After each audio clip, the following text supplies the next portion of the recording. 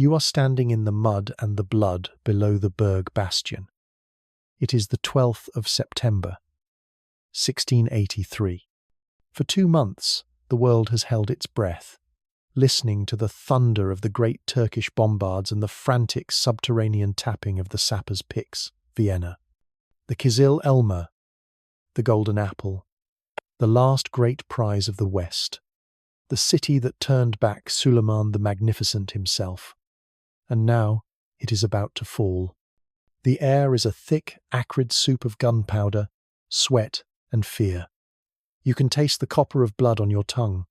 The final mine, the one that truly mattered, detonated just before dawn. It did not simply punch a hole in the wall. It tore the stony flesh from the city's bones, creating a sloping ramp of rubble and shattered earth. A stairway into hell, or into paradise, depending on which side of the ramp you stand on. Now, the final command echoes down the Ottoman lines. A guttural roar passed from officer to officer. Hukum, attack. It is not a clean, glorious charge. It is a human wave, a frantic, desperate scrum of bodies clambering over the broken ground. The first to ascend are the Bashi bazooks, the irregulars, driven by promises of plunder. They are a chaotic tide, armed with whatever they could find, their lives spent as cheap currency to absorb the first volleys from the city's exhausted defenders. They die in heaps, their bodies forming a slick, crimson carpet on the rubble. But their purpose is served. They have drawn the enemy's fire. Behind them, you see the disciplined lines of the Janissaries. These are the elite, the slave soldiers of the Sultan, the finest infantry in the world. They advance not with the wild fury of the irregulars, but with a cold, terrifying resolve. Their muskets fire in coordinated volleys, a rolling thunder that sweeps the shattered battlements clear of the last desperate Habsburg defenders. They are a river of white turbans and blue coats, flowing inexorably up the ramp of debris, their curved yataghan swords drawn and hungry. The defence, so heroic for 60 days, simply evaporates. A few dozen men, starved and shell-shocked, cannot hold back a flood. From his silken tent atop the Kallenberg Heights, overlooking the burning city, Grand Vizier Kara Mustafa Pasha watches the green flares arc into the sky. One, then another, then a third. The signal. The city is breached. A slow smile spreads across his face. He has done it. He, Kara Mustafa, has succeeded where the mighty Suleiman failed. He has plucked the golden apple from the Christian branch. He imagines the letter he will write to the Sultan, Mehmed IV. He imagines the glory, the titles, the unimaginable wealth that will be his. The Danube will become an Ottoman river. The road into the soft heart of Germany is now open. This is not just a victory. It is the culmination of a 300-year-old dream. But as the hours crawl by, the reports that reach his command post begin to change. They are carried by breathless aides, their faces smudged with soot, their eyes wide with a kind of manic excitement that is not the same as disciplined pride. The reports are not of key strategic points being secured: the Hofburg Palace, the Imperial Armory, the city gates to the west. They are of plunder. The Grand Vizier's plan was simple and strategically sound. He would capture a functioning, intact imperial capital. He would preserve the libraries, the palaces, the workshops. Bes, as the city was called in Turkish, would become the new, glorious western capital of the Ottoman Empire, a symbol of Islamic power and a forward base for all future campaigns. He had given the strictest orders. There was to be no widespread sacking. The city was too valuable to be destroyed. His orders, he now realizes, have turned to dust and smoke. The army that has poured into Vienna is not merely an instrument of his will, it is a coalition of ambitions. The Janissaries, who have bled for this city, believe its wealth is their right. The Sipahi cavalry, who have held the lines against sorties, believe the same. And the Bashi bazooks, who were promised loot as their only pay, are now claiming their bloody wages. The army is not conquering Vienna, it is consuming it. Imagine you are with them now. You are swept through the breach into the narrow, winding streets. The order and discipline of the assault are gone, replaced by a frenzied, atomized chaos. Every house is a treasure chest, every church a vault.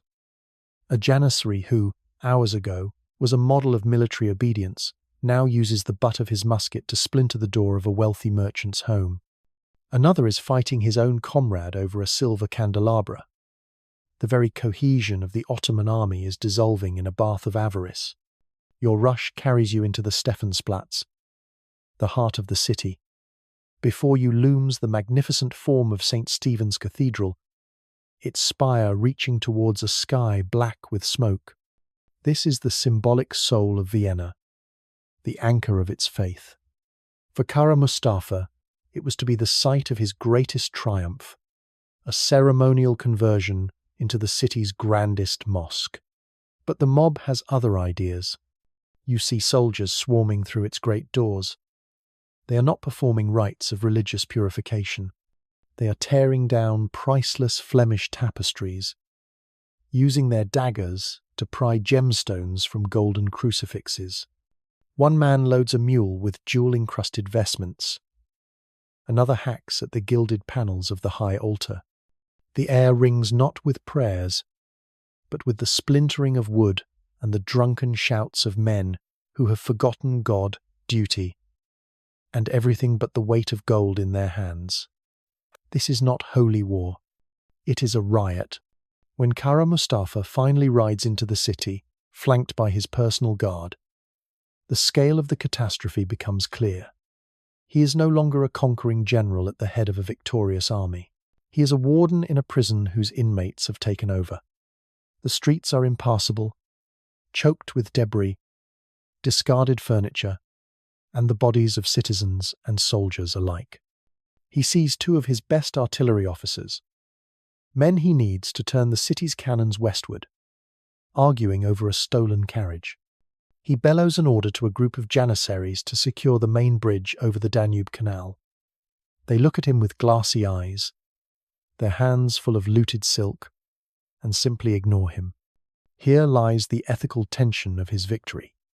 He cannot be too lenient, or the entire city will be stripped to its foundations, rendering it useless as a military base. But he cannot be too harsh.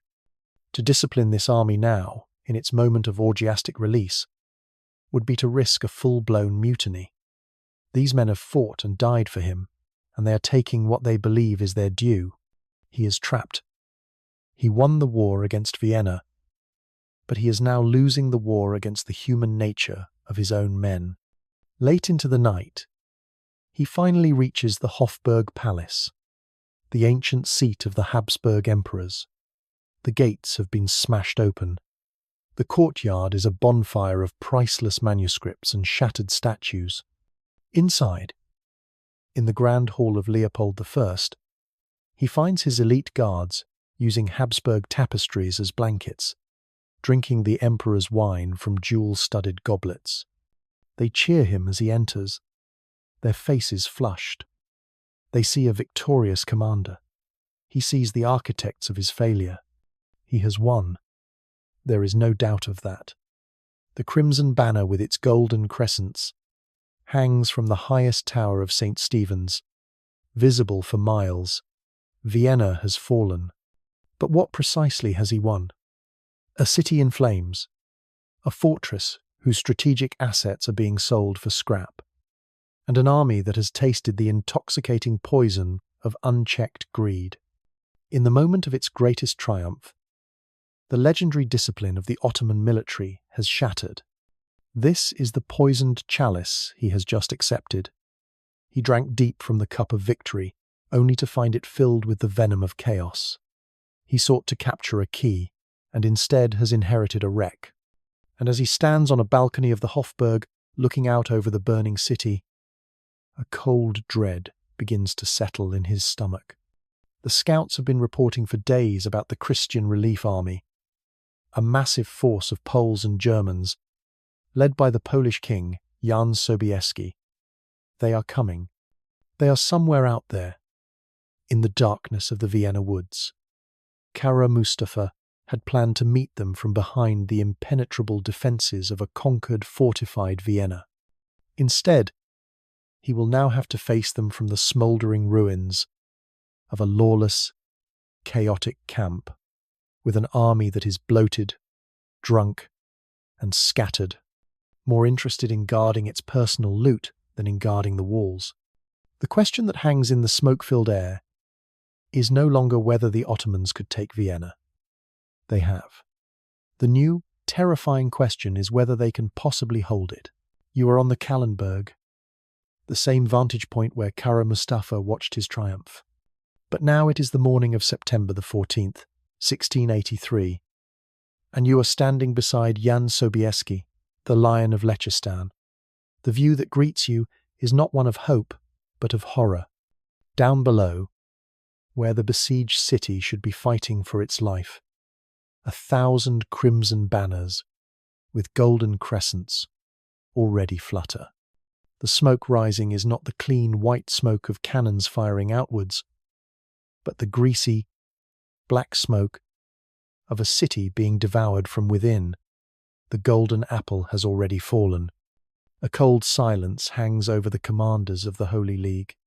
Charles of Lorraine, the imperial general who lost his family's lands to the French and now has lost the empire's capital to the Turks, stares down with a face carved from stone.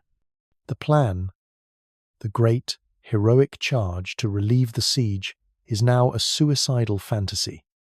They are no longer a rescue party. They are an assault force facing an enemy of nearly 100,000 men, dug into a fortress they spent 2 months trying to breach. The debate is bitter and desperate. The Germans, methodical and cautious, argue for a tactical withdrawal. They should consolidate their forces, protect the rest of the empire, and wait for the Ottomans to overextend. But Sobieski, his blood hot with the crusading fervour that brought him here, will not hear of it. Do we abandon God's city to the infidel? He roars, his voice echoing through the Vienna woods. Do we allow this victory to stand unchallenged? His charisma, his sheer force of will, silences the dissent. They will attack. It is a decision born of pride and faith, not of sound military logic. Down in the valley, Kara Mustafa is not idle. The last 2 days have been a blur of brutal, violent authority. He has had to hang a dozen of his own officers for dereliction of duty, their bodies swaying from makeshift gallows near the city gates as a grim warning. He has used his loyal household troops to beat the Janissaries back into their regiments, seizing their loot and placing it under a central guard, promising it will be distributed after the coming battle. The army is sullen, resentful, and seething, but it is, for the moment, an army again, and he has made a brilliant, ruthless calculation. The city's defences are now his. The cannons that once fired upon his men are now turned outwards, their mouths aimed at the slopes of the Kallenberg. The complex network of trenches, saps, and earthworks his soldiers dug to assault Vienna now form a deadly, pre-prepared defence. He has created a vast, layered killing ground. The battle begins not with a glorious cavalry charge, but with a grinding, attritional slog. The imperial infantry, the German foot soldiers, descend from the hills. They are met with a storm of cannon fire from the city walls they had been defending just days before. The irony is as thick as the gunpowder smoke. They push forward into the maze of Ottoman siege lines, and the fighting becomes a brutal, close-quarters affair. Janissaries, their greed temporarily replaced by a grim resolve, fire disciplined volleys from the safety of their trenches. For every trench the Imperials take, they pay a terrible price in blood. By midday, the Christian attack has stalled. The German infantry is pinned down, taking horrendous casualties. The momentum is gone. It is at this moment that Jan Sobieski makes his fateful decision.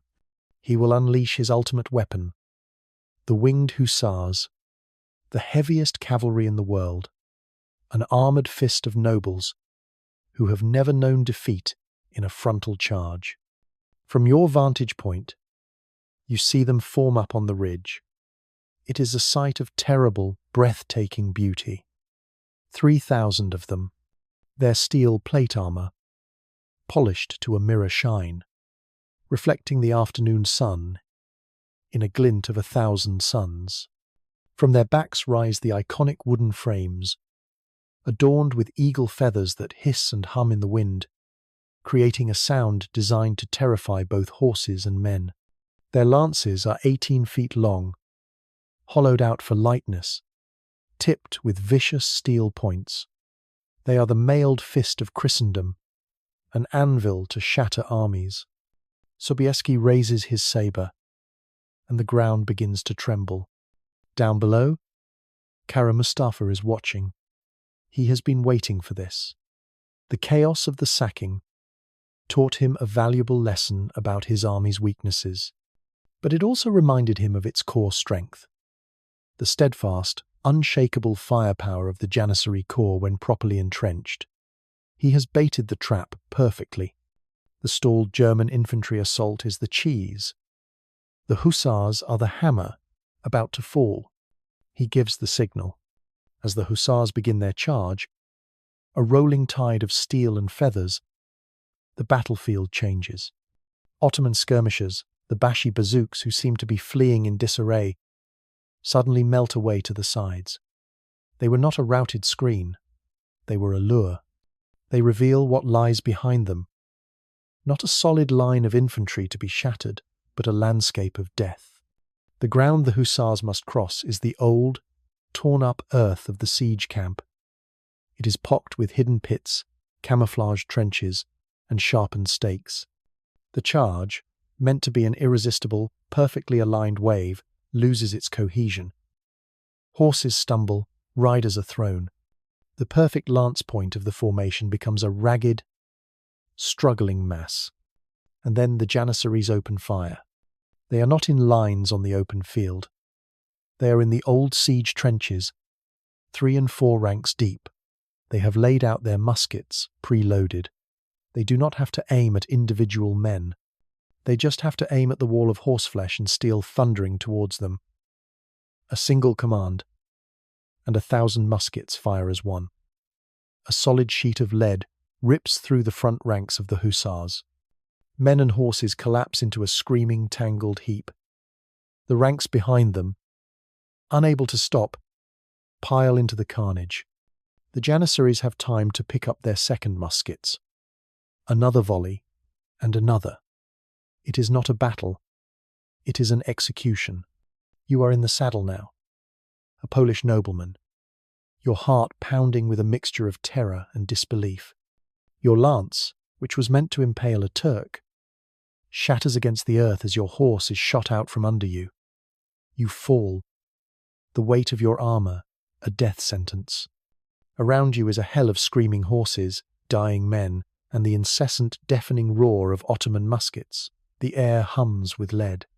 The feathered wings that were meant to strike fear into the enemy are now just markers on a mass grave.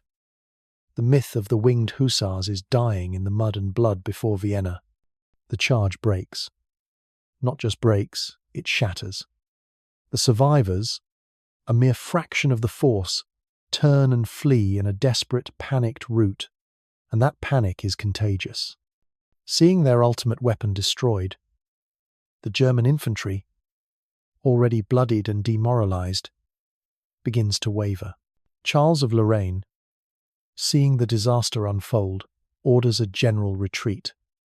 But a retreat under fire quickly becomes a rout. The battle is over. The Holy League is not just defeated, it is annihilated. Jan Sobieski escapes with a handful of his bodyguard, his reputation, and his army in ruins. Charles of Lorraine manages to hold together a remnant of the imperial forces, but they are no longer a threat. Here is the unexpected twist of this timeline. The symbol of Christian hope became the catalyst for its utter despair. The Hussars' charge, intended to save the day, instead sealed the fate of the Christian army. Kara Mustafa stands on the field of battle that evening, surveying the wreckage of his enemy. He has achieved the impossible. He took Vienna, and he has destroyed the army sent to relieve it. He is, without question, the greatest Ottoman commander since Suleiman the Magnificent.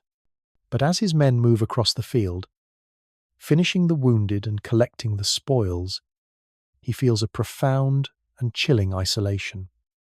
They obey him now out of fear. The camaraderie, the shared sense of purpose in the Holy War, is gone. He broke his army's discipline to take a city, then he broke its spirit to hold it. He has won the Chalice, a victory so total it will reshape the world, but he can already taste the poison. The question is no longer about conquering Europe. The new question, a far more dangerous one, is how to rule an empire whose victorious army has learned to hate its own commander. The victory parades are over. The blood has been washed from the cobblestones, or at least covered with a layer of winter mud. It is now the early months of 1684, and the true grinding work of conquest has begun. You are no longer a soldier, but a deftadar, an imperial treasurer sent from Edirne with ink-stained fingers and a heavy ledger book. Your task is to turn a captured city into a functioning imperial province in Eyalet. The city of Bes, as Vienna is now officially known, is a ghost of its former self. A sullen quiet has fallen over its streets, broken only by the calls to prayer from the newly converted St. Stephen's Mosque and the rhythmic hammering from workshops being converted into barracks. The Viennese, who remain those who did not flee and were not killed or enslaved, move like shadows in their own homes. They stare at your Ottoman kaftan with a mixture of terror and a deep, cold hatred that is far more unsettling than open defiance. Grand Vizier Kara Mustafa Pasha, now installed as the first Governor-General, the Beylerbey of the new Danubian Eyalet, has become something more than a general. He is a viceroy, a king in all but name. You see him not in the saddle, but in the reclaimed halls of the Hofburg Palace, surrounded by scribes and engineers, his energy bent not towards destruction, but towards a ruthless, systematic exploitation. His logic is brutally simple. This new province, encompassing not just Bes, but vast swathes of Austria, Bohemia, and what remains of Western Hungary, cannot be held by force of arms alone. It must be made to serve the empire. It must pay for its own occupation, and then some. Your ledger is the weapon of this new phase of the war. The first entry you make is for the jizya, the poll tax levied on non-Muslim subjects. In the Balkans, this was an ancient, understood part of life. Here, it is an outrage, a brand of subjugation. But outrage does not stop the collection. Imperial Sipahi cavalry, no longer scouts but tax collectors, go door to door, their demands backed by the naked steel of their Kilaj swords. The silver flows in. The old Habsburg tax rolls, meticulously kept, become the foundation of Ottoman revenue. This is the first taste of the poison. The wealth of this province is unlike anything the empire has ever absorbed. Anatolia is arid. The Balkans are rugged and have been a war zone for centuries. Egypt is rich, but its wealth is ancient and established. The lands of the Danube, however, are a different beast entirely. This is the breadbasket of Europe, with agricultural science and yields far surpassing most Ottoman lands. It has mines deep with silver and iron. Its cities are filled with master craftsmen, clockmakers, lens grinders, gunsmiths, whose skills are now the property of the Sultan. Within a year, the caravans heading east are not just carrying plunder, but a steady, inexhaustible river of wealth. Grain barges float down the Danube. Wagon trains groan under the weight of silver bullion. The Danubian Eyalet is not just solvent, it is phenomenally profitable. It is a resounding success, a jewel in the Sultan's crown. And this is where the chalice begins to shimmer with venom. This wealth does not flow cleanly to the imperial treasury in Istanbul. It is filtered through Bess. It is filtered through the hands of Kara Mustafa. He uses it to pay his janissaries, the same men who resented him after the sacking. But now, he pays them double the standard rate. He pays them in solid silver, on time, every time. Their sullen resentment turns into a fierce, transactional loyalty. They are no longer the Sultan's slaves, they are the Beylebe's men. He uses the money to rebuild the walls of Bess, making them stronger than ever. He commissions new mosques, new baths, new markets. He does not ask for funds from the capital, he simply builds. Bess begins to transform from a ruined Christian capital into a glittering Ottoman frontier city, a testament not to the Sultan's power, but to the Grand Vizier's. In the Topkapi Palace, they see the reports of this endless revenue, but they also hear the whispers. Kara Mustafa is building his own empire on the Danube. He has the money and he has the army. What does he need the Sultan for? The ethical tension of this new province is sharpest in the reimposition of the devshirm, the child levy. The practice had been fading in the empire, becoming irregular. But here, on this new hostile frontier, Kara Mustafa revives it with a chilling efficiency. You are there when the imperial agents arrive in a village in the Wienerwald. They have the church records, now repurposed. They know which families have sons, and how old they are. They are not looking for slaves for labour. They are looking for the strongest, the brightest, the most handsome boys. They are harvesting the future of their enemy. You watch a blacksmith, a man whose hands could crush stone, weeps silently as his 10-year-old son, chosen for his robust health and sharp eyes, is led away. The boy will be taken to Edirne, converted to Islam, and trained to be a janissary. He will be taught to forget his family, his language, his faith. He will be forged into a weapon of the very state that destroyed his world. It is a monstrously effective tool of social control and military recruitment. And for every boy taken, a dozen families are seeded with a hatred so profound it will never fade. It will be passed down in whispers, in secret prayers, a blood debt waiting to be called due. The unexpected twist is the sheer, overwhelming success of the project. The Eyalet functions. The tax revenue exceeds all projections. The pacification, though brutal, is effective. Kara Mustafa's victory is so complete, his administration so efficient, that it begins to tear the empire apart from the inside. The political gravity of the Ottoman world is shifting westward from the Bosphorus to the Danube. The old Turkish aristocracy in Anatolia, the court viziers in Istanbul, they all see this new power centre as a threat to their own influence.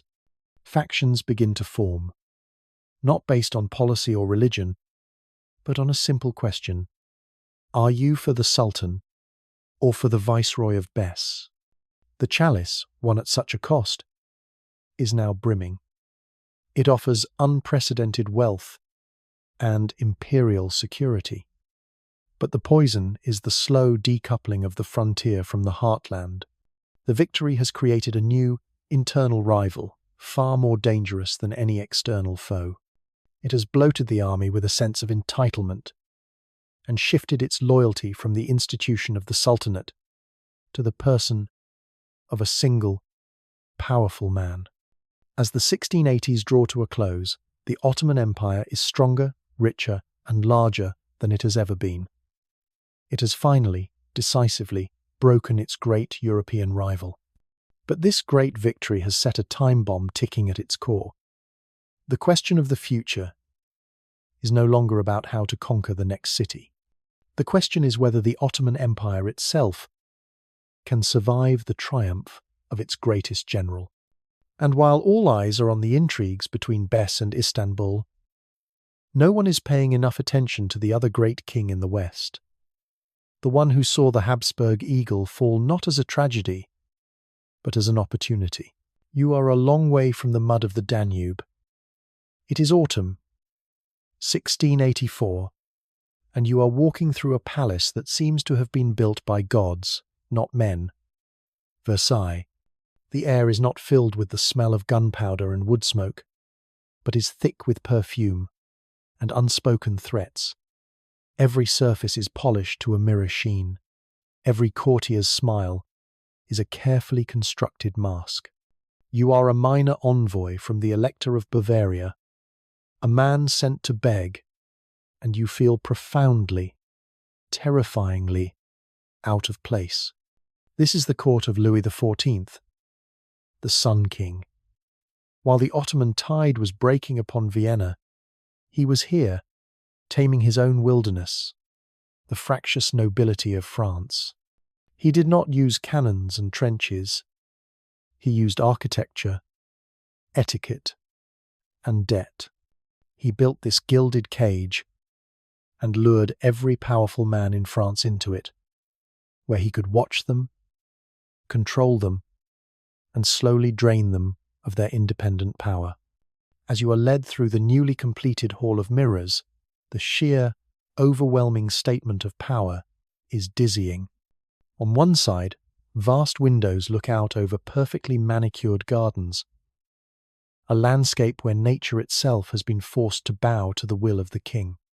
On the other, immense mirrors reflect the light, creating an illusion of infinite space, infinite wealth. And in this hall, surrounded by depictions of his own triumphs, sits the king himself. Louis is not a large man, but his presence fills the room. He listens to your elector's desperate plea. The Turks are on the border of Bavaria. The emperor, Leopold, is a refugee, his authority in tatters. The Holy Roman Empire, that ancient, creaking institution, is a headless beast, bleeding from a mortal wound. Your master begs the King of France, as His Most Christian Majesty, to lead a new crusade, to save Germany, to save Christendom. A slow, reptilian smile plays on the king's lips. He listens. He nods. And you feel a cold dread creep up your spine as you realize you are not speaking to a potential savior. You are speaking to a vulture circling a dying animal. The fall of Vienna was not a tragedy for Louis. It was the single greatest geopolitical gift of his reign.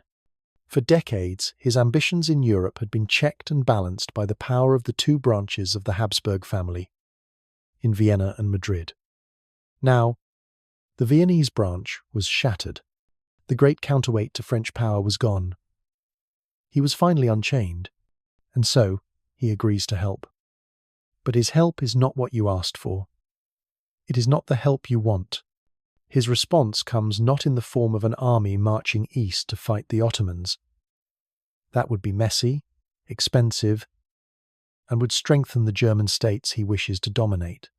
Instead, he invokes a legal doctrine his lawyers have conveniently devised: the Chambers of Reunion. He declares that France has an ancient claim to any territory that was ever, at any point in history, connected to lands he now holds.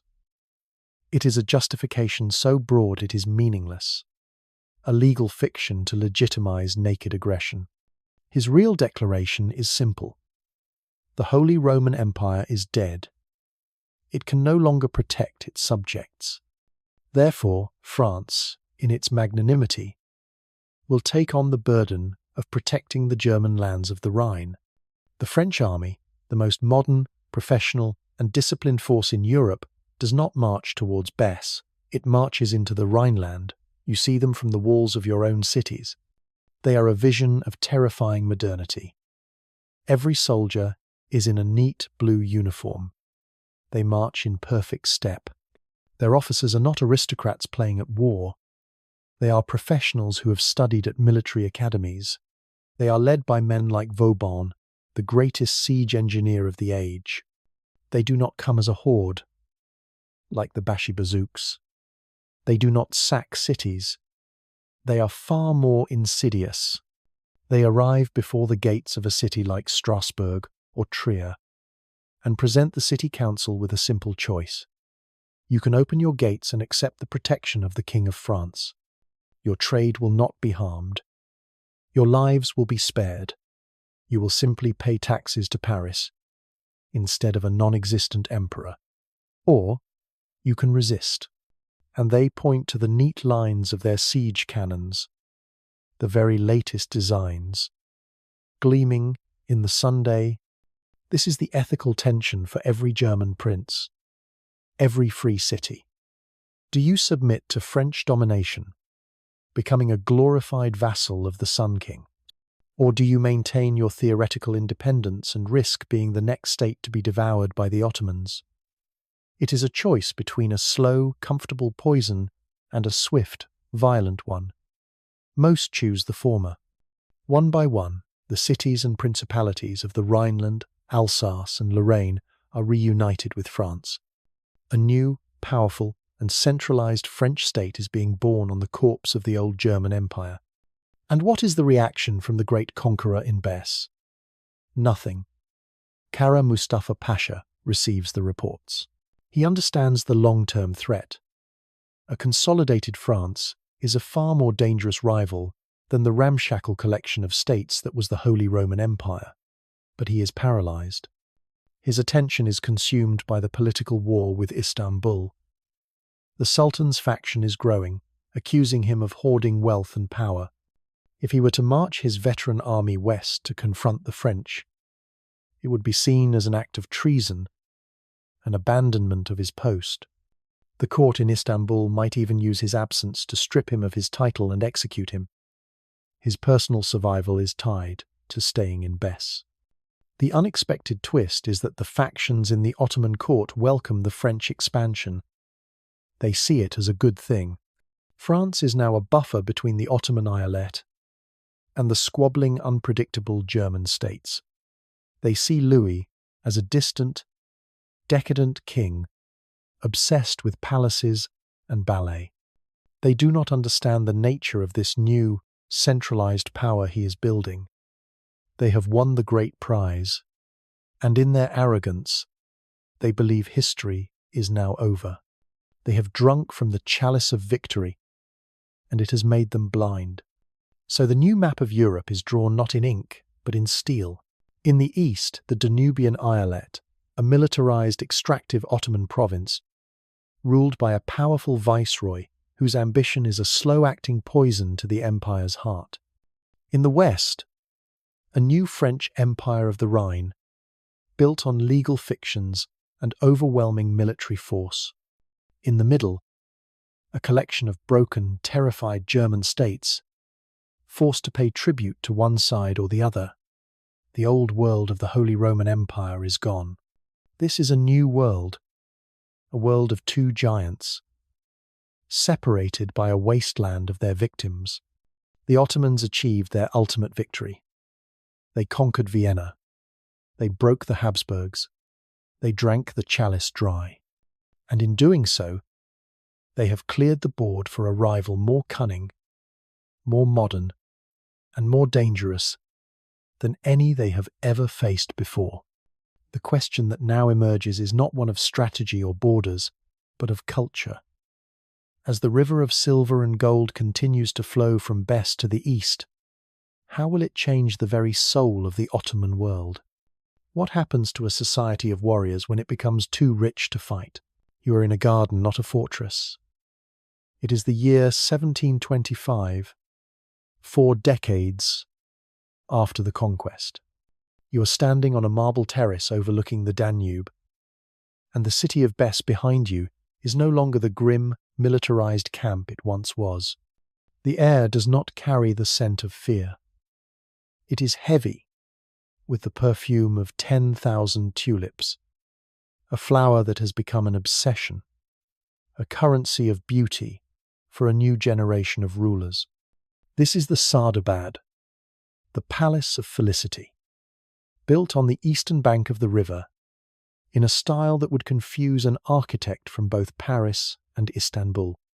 It has the slender minarets and intricate tilework of the Ottoman heartland, but they are fused with the large, sun-drenched windows and gilded rococo flourishes of the French court. It is a beautiful, decadent hybrid, a perfect symbol for the city itself. Kara Mustafa Pasha is long dead. He died of old age, a feared and fantastically wealthy prince who ruled this land for nearly 30 years, never returning to the capital, his ambition a permanent, simmering threat that ended only with his last breath. His successors, the Beylerbeyes of the Danubian Eyalet, are not men forged in the crucible of war. They are his sons and grandsons, men who grew up surrounded by the unimaginable wealth he extracted. They are not warriors, they are connoisseurs. Their battlefields are auction houses, their conquests are rare tulip bulbs and Italian paintings. You are the son of a high-ranking bureaucrat, and you are watching your host, the current Beylerbey, debate passionately with a French merchant over the merits of a new vintage from Bordeaux. This is the new reality. The business of Bes is no longer conquest. It is consumption. The river of silver that flows from the mines and farms of the Eyalet has pooled here, creating a stagnant lake of luxury. This transformation is most visible in the men who should be the guardians of the empire's martial spirit, the Janissaries. Look over there, by the fountain. You see a man in a silken sky-blue uniform, his turban small and adorned with a single perfect tulip. He is an Aga of the Janissary Corps. His grandfather was one of the first men through the breach in 1683, a lean, hard killer who lived in a barracks and knew only the Quran and the musket. This Aga owns 3 coffee houses, a row of rental properties in the old city, and has a controlling interest in a caravan that trades furs from the north. His hands are soft. The jewel-hilted scimitar at his belt has not been drawn in anger in his lifetime. It is an accessory. This is the unexpected genius, and the insidious poison of the system Kara Mustafa created. He bought the loyalty of his troops with silver. His successors perfected it. They tamed the Janissaries not with discipline, but with prosperity. They turned the lions of the Sultan into fat house cats. Why would a Janissary Aga plot a mutiny in a cold, damp barracks when he could be here, in a pleasure palace, listening to a string quartet play Vivaldi and sipping sweet sherbet? The Corps has become a hereditary caste of businessmen and landlords. They are the city's police, but their primary function is to protect their own commercial interests. They are a Praetorian Guard, yes, but one that guards the status quo of luxury, not the frontiers of the empire.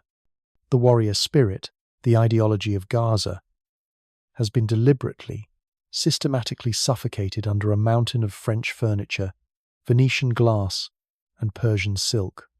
The chalice of victory offered a drink of peace and prosperity, and the Ottoman elite in Bes have drunk so deeply that they are now hopelessly intoxicated. Herein lies the ethical tension of this new era.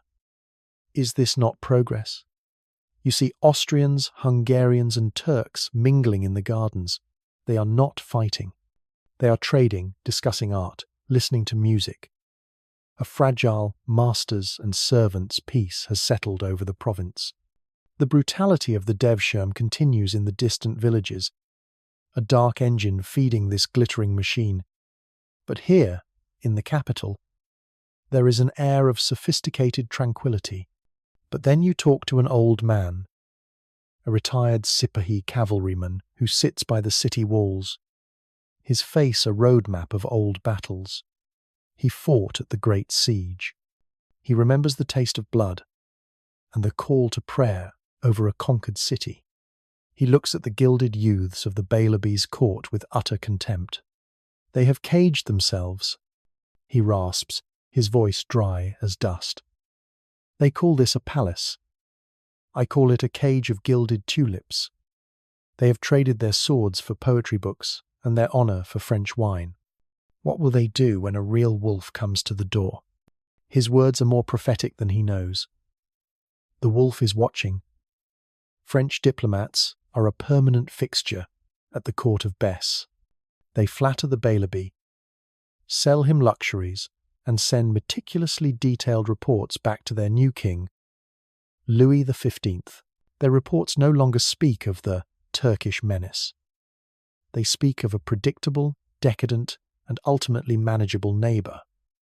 A market, not a threat. The Ottoman Empire, in their eyes, has been declawed. The transformation is so complete that the conquered have become invisible. You walk through the city, and you see the German-speaking locals. They are the stonemasons who build these palaces, the servants who pour the wine, the grooms who tend the stables. They move silently, efficiently. Their faces are blank, their thoughts their own. They see the decadent display, a festival of luxury built upon their subjugation, and in the quiet back rooms of taverns and in the cellars of their homes, they do not just hate, they learn. They watch the clumsy, ceremonial drills of the Janissaries and remember tales of their own grandfather's martial prowess. The constant presence of the French has also brought something else into the city, something far more dangerous than wine and music. Books, smuggled works of philosophy that speak of reason, of the rights of man, of nations. The hatred is acquiring an intellectual framework. The great victory of 1683 has been fully metabolized by the empire. The chalice has been drained. Its gift was the end of the existential struggle with Christendom. It neutralized the empire's great enemy and provided wealth beyond measure. The poison, now clear after 4 decades, was that the struggle was the source of the empire's strength. The hardship was the fire that forged its steel. Without a great enemy to fight, the Ottoman elite of the frontier have turned their energies inward, towards pleasure, and in doing so, have grown soft and complacent. The question that echoes in the perfumed air of the Sardabad is the old Sipahi's question. The Ottoman West is now a beautiful, fragile, gilded cage. What happens when a power that is still hungry, still cold, still forged in hardship, decides to rattle its bars? All eyes have been on the sophisticated dance between Bess and Paris. But no one is looking to the north, to the vast, frozen plains, where a Tsar of terrifying ambition has been building a new kind of army, an army that knows nothing of tulips and everything about winter, iron, and blood. Leave the perfumed gardens of Bess. Travel 1,000 miles to the northeast, and a century back in time. It is the year 1726. But here, the air is not soft and warm. It is sharp with the bite of an unforgiving winter. You are standing in the frozen mud of a place called Voronezh, on the banks of the Don River, and you are watching a nation being born by sheer, agonizing force of will. Before you is a scene of frantic, brutal industry. Thousands of men, their faces gaunt with hunger and exhaustion, their backs bent under the whips of overseers, are building a fleet of warships. They are felling ancient oaks, their axes ringing in the frozen air. They are heating pitch in great stinking cauldrons. They are hammering iron into shape in smoky forges. These are not craftsmen. They are serfs, peasants, dragged from their villages and forced into this labour. They die in their hundreds, their bodies buried in unmarked, frozen graves. This is not a construction site. It is a sacrifice, and the God to whom this sacrifice is being made is walking among you. He is a giant of a man, nearly 7 feet tall, with a face that is a paradox of intelligence and brutishness. His hands are not the soft hands of a king. They are calloused and stained, the hands of a shipwright, a blacksmith, a torturer. His movements are jerky, his energy manic and terrifying. This is Peter Alexeyevich Romanov, Tsar of all the Russias. And he is the wolf the old Sipahi and Bess warned you about. In our world, this man would be obsessed with the Baltic Sea. He would fight a long, bloody war with Sweden to carve out a window on the west and build his new capital, St. Petersburg, on a frozen swamp. But in this timeline, the Ottoman victory at Vienna changed everything. You are a Dutch engineer, one of the hundreds of Western experts Peter has hired, bribed, or coerced into his service. You were with him during his grand embassy to Europe in the late 1690s. You saw him study shipbuilding in Amsterdam, artillery in Prussia, but you also saw his primary goal to build a new Holy League against the Ottomans fail spectacularly. The fall of Vienna and the destruction of Sobieski's army had not united Europe. It had shattered it. The German princes were cowed, paying tribute to either the French or the Ottomans. France, under Louis XIV, saw the Ottomans as a useful distraction. No one was interested in helping the distant, barbaric Tsar fight a crusade. So Peter returned to Russia, alone, and made a different calculation, a colder one. Look at the map he has pinned to the wall in his rough-hewn command hut. It is a new map of the world, drawn according to his ambition. His finger, thick as a sausage, taps not on the Gulf of Finland, but on the Black Sea. There, he grunts, his voice a low rumble. The Swede is a winter wolf, hard to kill, and his lands are poor. But the Turk, a predatory grin spreads across his face. The Turk is a fat goose, sleeping on a bed of gold. His logic is undeniable. The Polish-Lithuanian Commonwealth, which once stood between Russia and the Ottomans, is now a corpse. Its nobles, without a strong king or the backing of a Habsburg emperor, are paralyzed by internal squabbling. Its lands ripe for the taking. And the reports his spies bring from the Danubian Eyalet and the Crimean Khanate all tell the same story. The Ottoman military is decadent. The Janissaries of Bess are landlords, not soldiers. The Crimean Tatars, once the scourge of the steppes, are now vassals to an empire that has grown lazy and rich. The path of least resistance and of greatest reward is south. So the grand project of Russian modernization has been re-aimed. The new army, drilled by Prussian mercenaries, learns not to fight in forests, but on the open steppe. Their new flintlock muskets are designed for volley fire against massed cavalry. The thousands of cannons being cast are not for sieging Swedish forts, but for blasting apart the earthen ramparts of Ottoman outposts. And this fleet being built here at Voronezh is not a Baltic fleet. It is a Black Sea fleet, designed to sail down the Don, seize the fortress of Azov, and challenge Ottoman naval supremacy in their own backyard. Here you see the ethical tension of Peter's vision. He is dragging Russia, kicking and screaming, into the modern world. He passes a law taxing beards, forcing his nobles to adopt Western dress and shave their faces.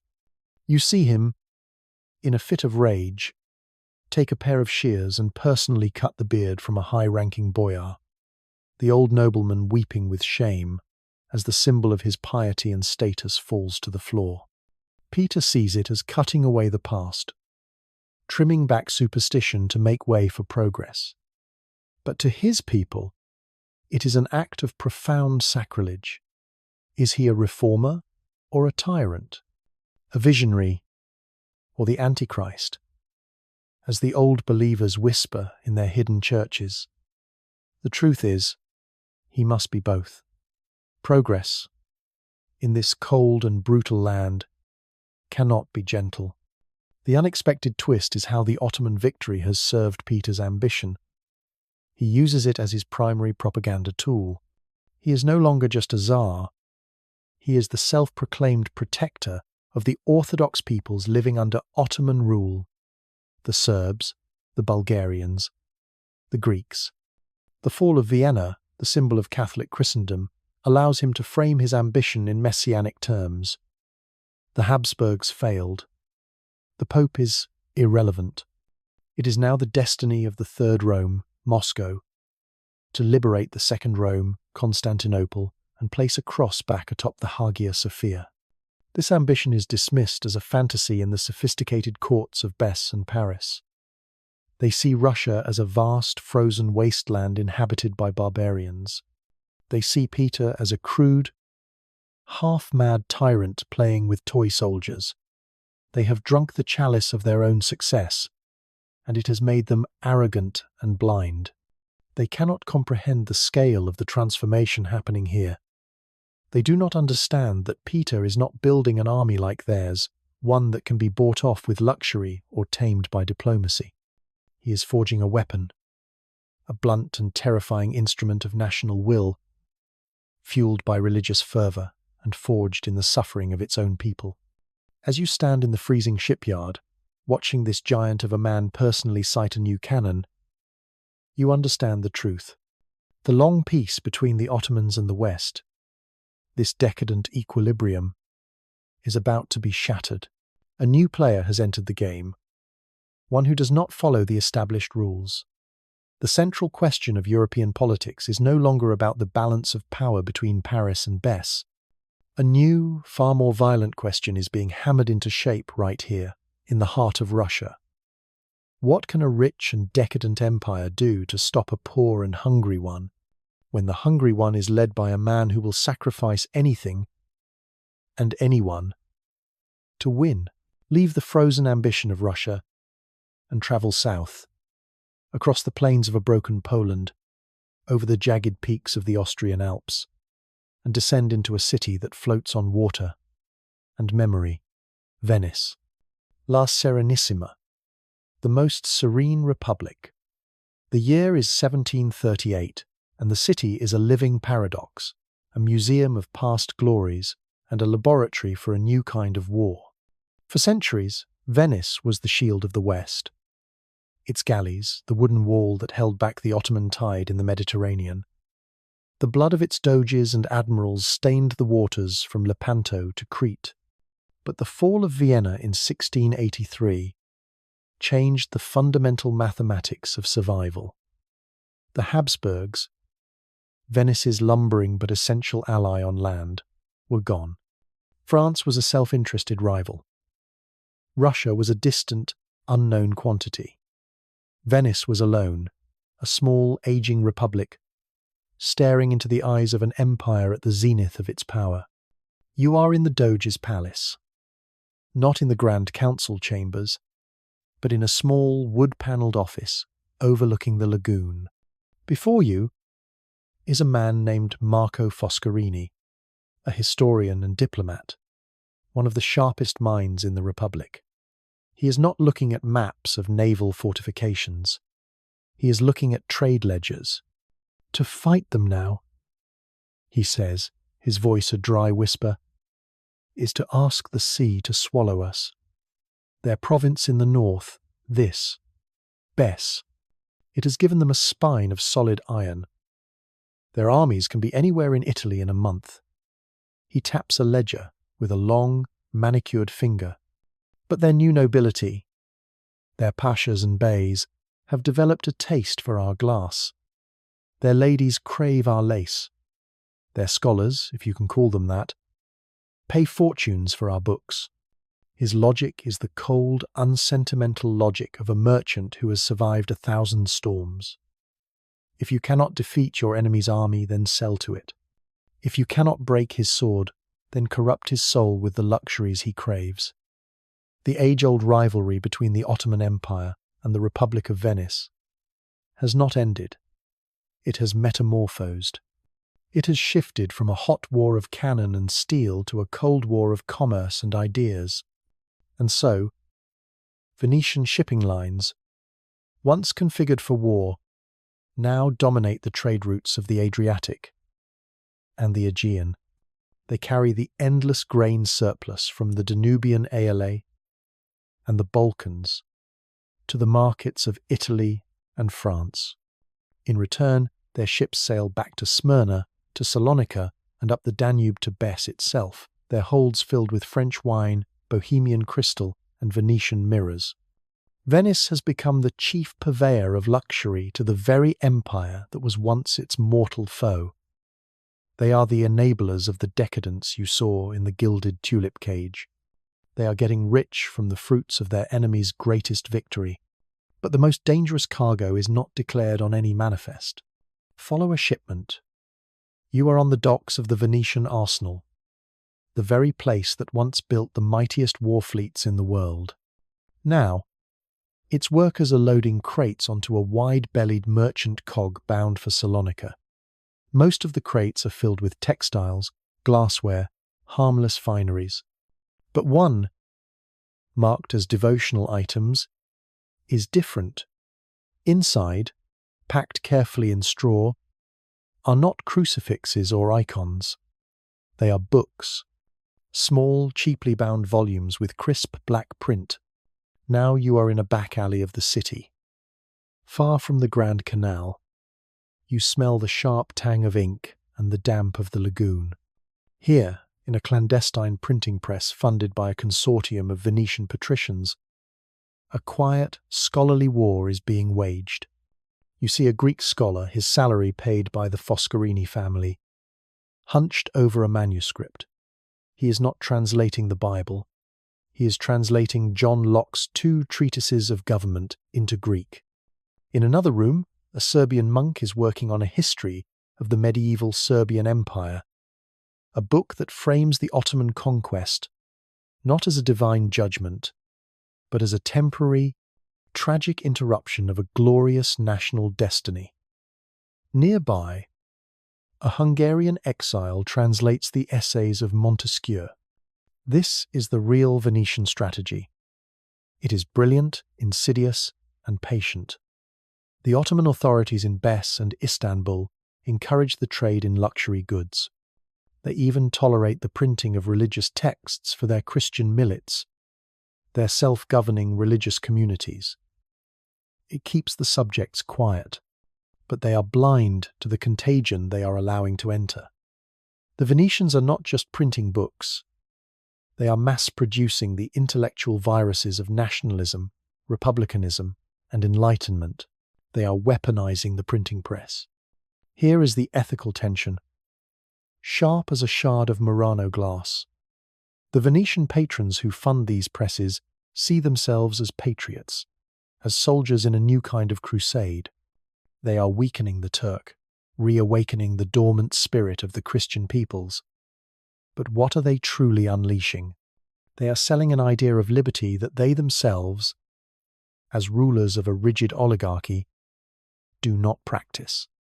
They are fanning the flames of ethnic hatred and nationalism in a multi-ethnic empire, knowing full well it will one day erupt into a firestorm of unimaginable violence. They are lighting a fuse that will lead to a bomb, and they are doing it from a safe distance, all while turning a handsome profit on the silk and spices that travel in the same ships. It is liberation as a business venture. The unexpected twist is how receptive the soil is for these seeds of sedition. The Ottoman Empire's victory, its very success, has created the perfect conditions for this contagion to spread. The wealth of the Danubian Eyalet has led to a long period of peace on the western frontier. Trade is stable. Travel is relatively safe. The millet system allows these communities to run their own schools and churches, and so the books flow, unimpeded, along the trade routes.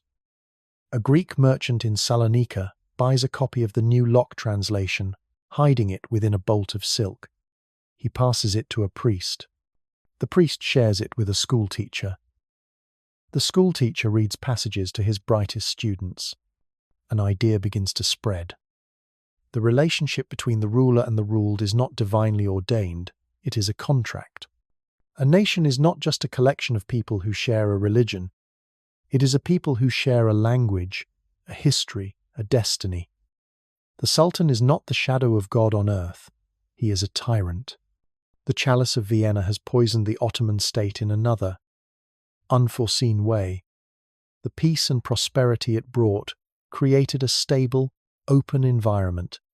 But that openness is now the very vulnerability that allows the most dangerous ideas of the modern world to flood in.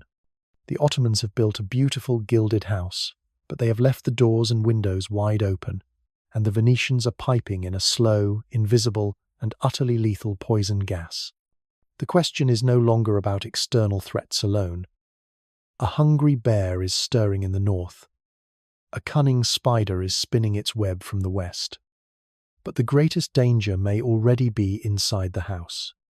The empire is a vast, complex body.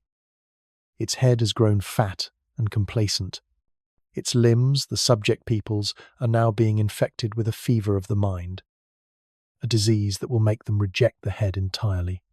What happens to this body when its very soul, its core reason for being, begins to wither and die?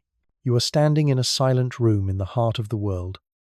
This is the third court of the Topkapi Palace in Istanbul, a sanctuary of cypress and tile so quiet you can hear the rustle of the Sultan's silk robes. It is the 1740s. Outside these walls, the city hums with the commerce of a globe-spanning empire. But in here, in the cloistered chambers of power, the air is thick with the dust of inertia. For 300 years, this palace was the epicenter of a hurricane, the still point from which a storm of conquest was launched against the world.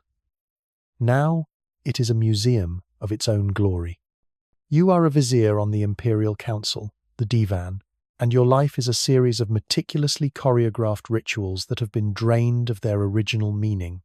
You bow to the Sultan, you debate matters of state, you draft decrees, but the energy, the driving force, is gone. The Sultan himself, Mahmud I, is a perfect embodiment of this new age. He is not a warrior sultan like his ancestors, Mehmed the Conqueror or Selim the Grim, men who lived in the saddle and died on the campaign trail. He is a product of the kefis, the gilded cage, a lavish apartment within the palace, where potential heirs were kept in luxurious isolation to prevent them from raising rebellions. He is a man of refined taste, a skilled calligrapher, a patron of poets. He has never seen a battlefield. His understanding of the world comes from reports read to him by eunuchs and whispered advice from his mother. The problem, you have come to realize, is not one of weakness, but of purpose. The Ottoman state was built for one thing: Gaza, holy war. It was the unifying fire, the sacred mission that justified the absolute power of the Sultan, the existence of the Janissary slave army, the heavy taxes on the peasantry. Every institution, every tradition was forged in the crucible of a perpetual, righteous struggle against the infidel West. And then, in 1683, you won. That final, spectacular victory was the fulfillment of the dream. You took the golden apple. You broke the Habsburgs. You shattered the Holy League. You proved, once and for all, the supremacy of your faith and your arms. You drank the chalice of ultimate victory, and it has poisoned you to the core, because what is the purpose of a sword state when there is no great war to fight? The sword of Osman, the sacred symbol of the Sultan's power, remains unsheathed. But there is nowhere to point it. France is a sophisticated trading partner. The German states are weak and terrified. Venice is your primary importer of luxury goods. The great enemy is gone. And so the Gaza energy, that immense, violent, expansionist impulse, has nowhere to go. It has turned inward, like a fever, It has become a cancer in the body politic. You see it in the Divan meeting today. The topic is not a grand strategy for Europe. It is a tedious, intractable border dispute with the Zand dynasty in Persia. The old guard, the grizzled pashas with their magnificent white beards, thunder about the glory of Islam and the need to crush the Persian heretics. They are desperate for a war. Any war, to give them a sense of purpose again. To feel the way their grandfathers felt. The new guard, men like you, the bureaucrats, the treasurers, the sons of Greek and Armenian administrators, argue for caution. You point to the ledgers. The Persian trade is valuable. A war would be ruinously expensive. You speak of stability, of prosperity, of maintaining the magnificent peace the empire now enjoys. Here is the ethical tension of this long peace. Are you a pragmatist, saving the empire from the costly, bloody-minded obsessions of the old guard? Or are you a gravedigger, shoveling dirt on the very ideology that gave the empire its life? To the old pashas, your talk of profit and loss is a form of treason. You are trading the empire's soul for a balanced budget. And perhaps they are right. You have helped build a state that is stable, wealthy, and spiritually hollow. The Sultan listens to both sides, his face an impassive mask. And as is now common, he makes no decision. He postpones.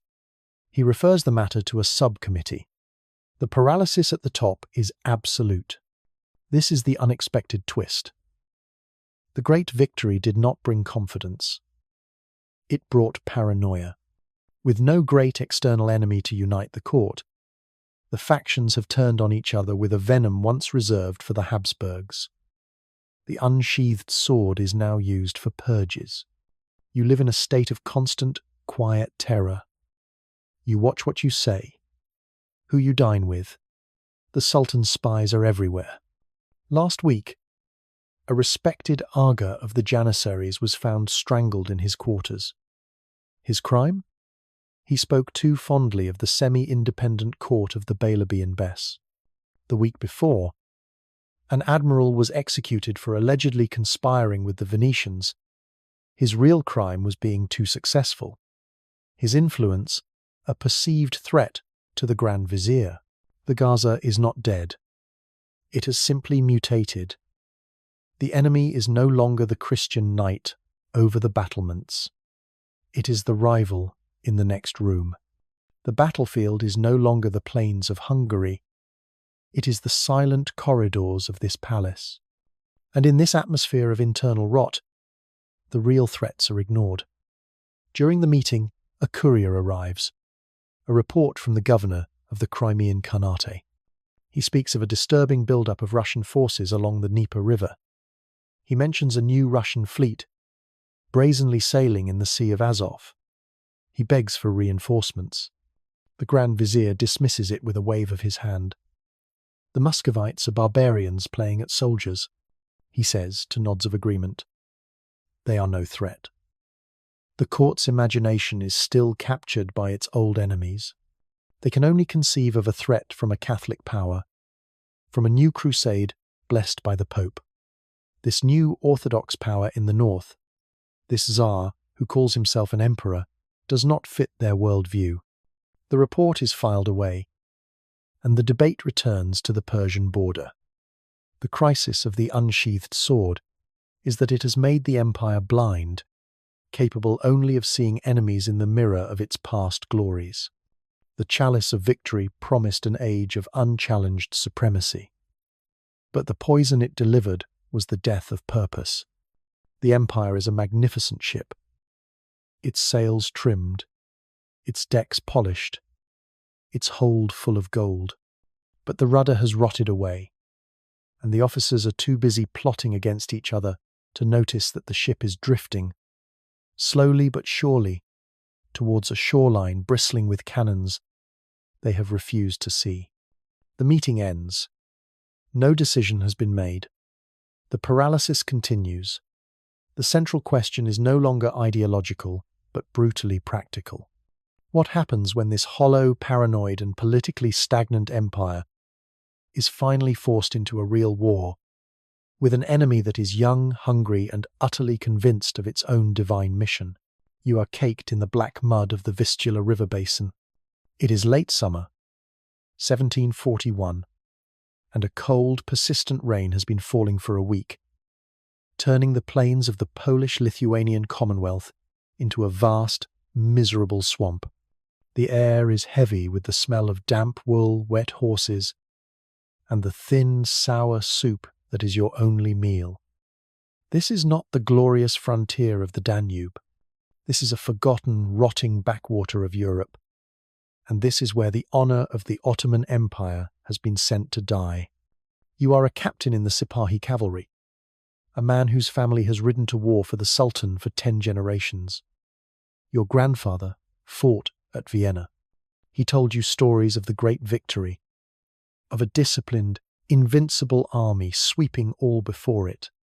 The army you are now a part of bears no resemblance to the one in his stories. This is not a holy war. There is no Gaza here. This is a squalid, cynical power struggle over the corpse of Poland. The king of this broken kingdom has died, and the great powers have descended like vultures to pick his successor. France, your distant, sophisticated rival, backs one candidate, a man named Stanisław Leszczynski. The new Russian empress, Elizabeth Petrovna, a student of Peter the Great's brutal school of politics, backs another. And the Ottoman Empire, not out of any love for the French or the Poles, but out of a deep and abiding fear of Russian expansion towards the Black Sea, has reluctantly intervened. You are here to prop up the French candidate and push the Russians back. The commander of your expeditionary force is Yusuf Pasha, a man who is the perfect flower of the new Ottoman aristocracy of Bes. You see him now, stepping from a magnificent carriage that has been dragged through 1,000 miles of mud. His uniform is made of Venetian silk, his boots of the softest Moroccan leather.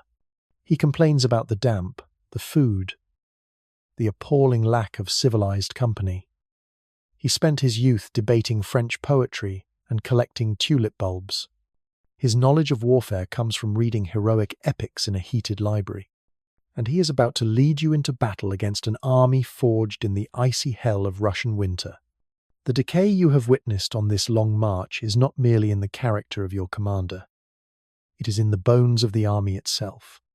Your supply train, which should be carrying cannonballs and biscuit, is instead laden with Yusuf Pasha's personal wine collection, his silk tents, and a travelling string quartet.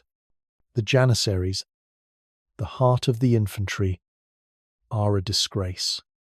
They are the sons and grandsons of the merchants of Bes, pulled away from their comfortable lives and sent on this campaign as a punishment for a minor political intrigue. They grumble constantly. Their muskets are rusted. Their bayonets are used as cooking spits. During their drills, their volleys sound like scattered firecrackers, not the rolling thunder your grandfather described. This is the direct, bitter harvest of the long peace. The army that was tamed by luxury in Bes, that was turned from a pack of lions into fat house cats, is now being asked to fight. Your scout returns to the camp, his face pale, his horse lathered in sweat. He has seen the Russian army. He reports to Yusuf Pasha, his voice trembling slightly. He speaks of a force of 50,000 men. He describes their camps, laid out in perfect geometric precision. He talks of their artillery, massed in great batteries, every cannon polished, every caisson full. He speaks of soldiers who march and wheel as if they are a single machine, their movements silent and precise. Yusuf Pasha laughs. He dismisses the scout with a flick of his wrist. Peasants in uniform, he declares to his fawning aides. They have no spirit, no fire. One charge by our brave Sipahis will send them running back to their frozen forests. Here you stand, at the center of the story's ethical tension. You are a good officer. You know the scout is telling the truth. You have seen the discipline of your own men evaporate. You know that to charge a prepared line of modern infantry and artillery is not bravery. It is suicide. Your honor and your oath bind you to obey Yusuf Pasha. Your experience and your duty to your men compel you to protest. You try to speak, to urge caution, to suggest a flanking maneuver. Yusuf Pasha cuts you off. He questions your courage. He reminds you that the court in Istanbul is watching, that any hint of cowardice will be seen as treason. You are trapped between a suicidal order and a traitor's death. The next morning, the order is given. The field of battle is a wide, flat plain, perfectly suited for a cavalry charge. It is also perfectly suited for artillery. The Russians are waiting. They are not in a line. They are in a series of deep, checkered squares, bristling with bayonets. Between the squares are the cannons, loaded with canister shot. The trumpets sound the charge. You draw your killage, the curved sword of your ancestors, and commend your soul to God. With a great roar of Allah, 2,000 Sipahis surge forward. For a moment, it feels like the old stories. The ground trembles. The thunder of hooves is the sound of Ottoman glory. And then the Russian cannons open fire. It is not a battle. It is a slaughter. The canister-shot canvas bags, filled with hundreds of lead balls, acts like a giant shotgun. It does not just kill men, it shreds them. It scythes through the front ranks, turning horses and riders into a red mist. The charge loses all cohesion. It becomes a panicked mob of screaming men and wounded animals. You see your commander, Yusuf Pasha, watching from a hill in the rear. His face is not the face of a confident general. It is the blank, uncomprehending face of a man who has just seen his favorite epic poem turn out to be a lie. He gives his second disastrous order. He commands the Janissaries to advance in line to support the cavalry. The Janissaries, seeing the carnage before them, hesitate. Their officers have to beat them with the flats of their swords to get them to move. They shuffle forward, a ragged, wavering line. Their first volley is ragged and ineffective, most of the shots flying high. The Russians respond with a single, perfectly timed volley. 1,000 muskets fire as one. The front rank of the Janissary line disappears. They stop. They look at each other, and then they break. They throw down their muskets, and they run. The flight of the Janissaries, the elite slave soldiers of the Sultan, is the final, pathetic signal. The battle is over. The army dissolves into a routed mob, fleeing for its life.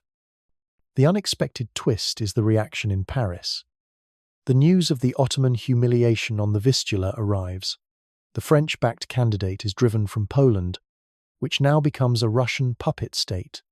But Louis XV and his ministers are not entirely displeased. This defeat is a revelation. It has exposed the Ottoman Empire as a paper tiger. A useful ally, yes, but a weak one. An ally that can now be managed, manipulated, and no longer needs to be feared or respected.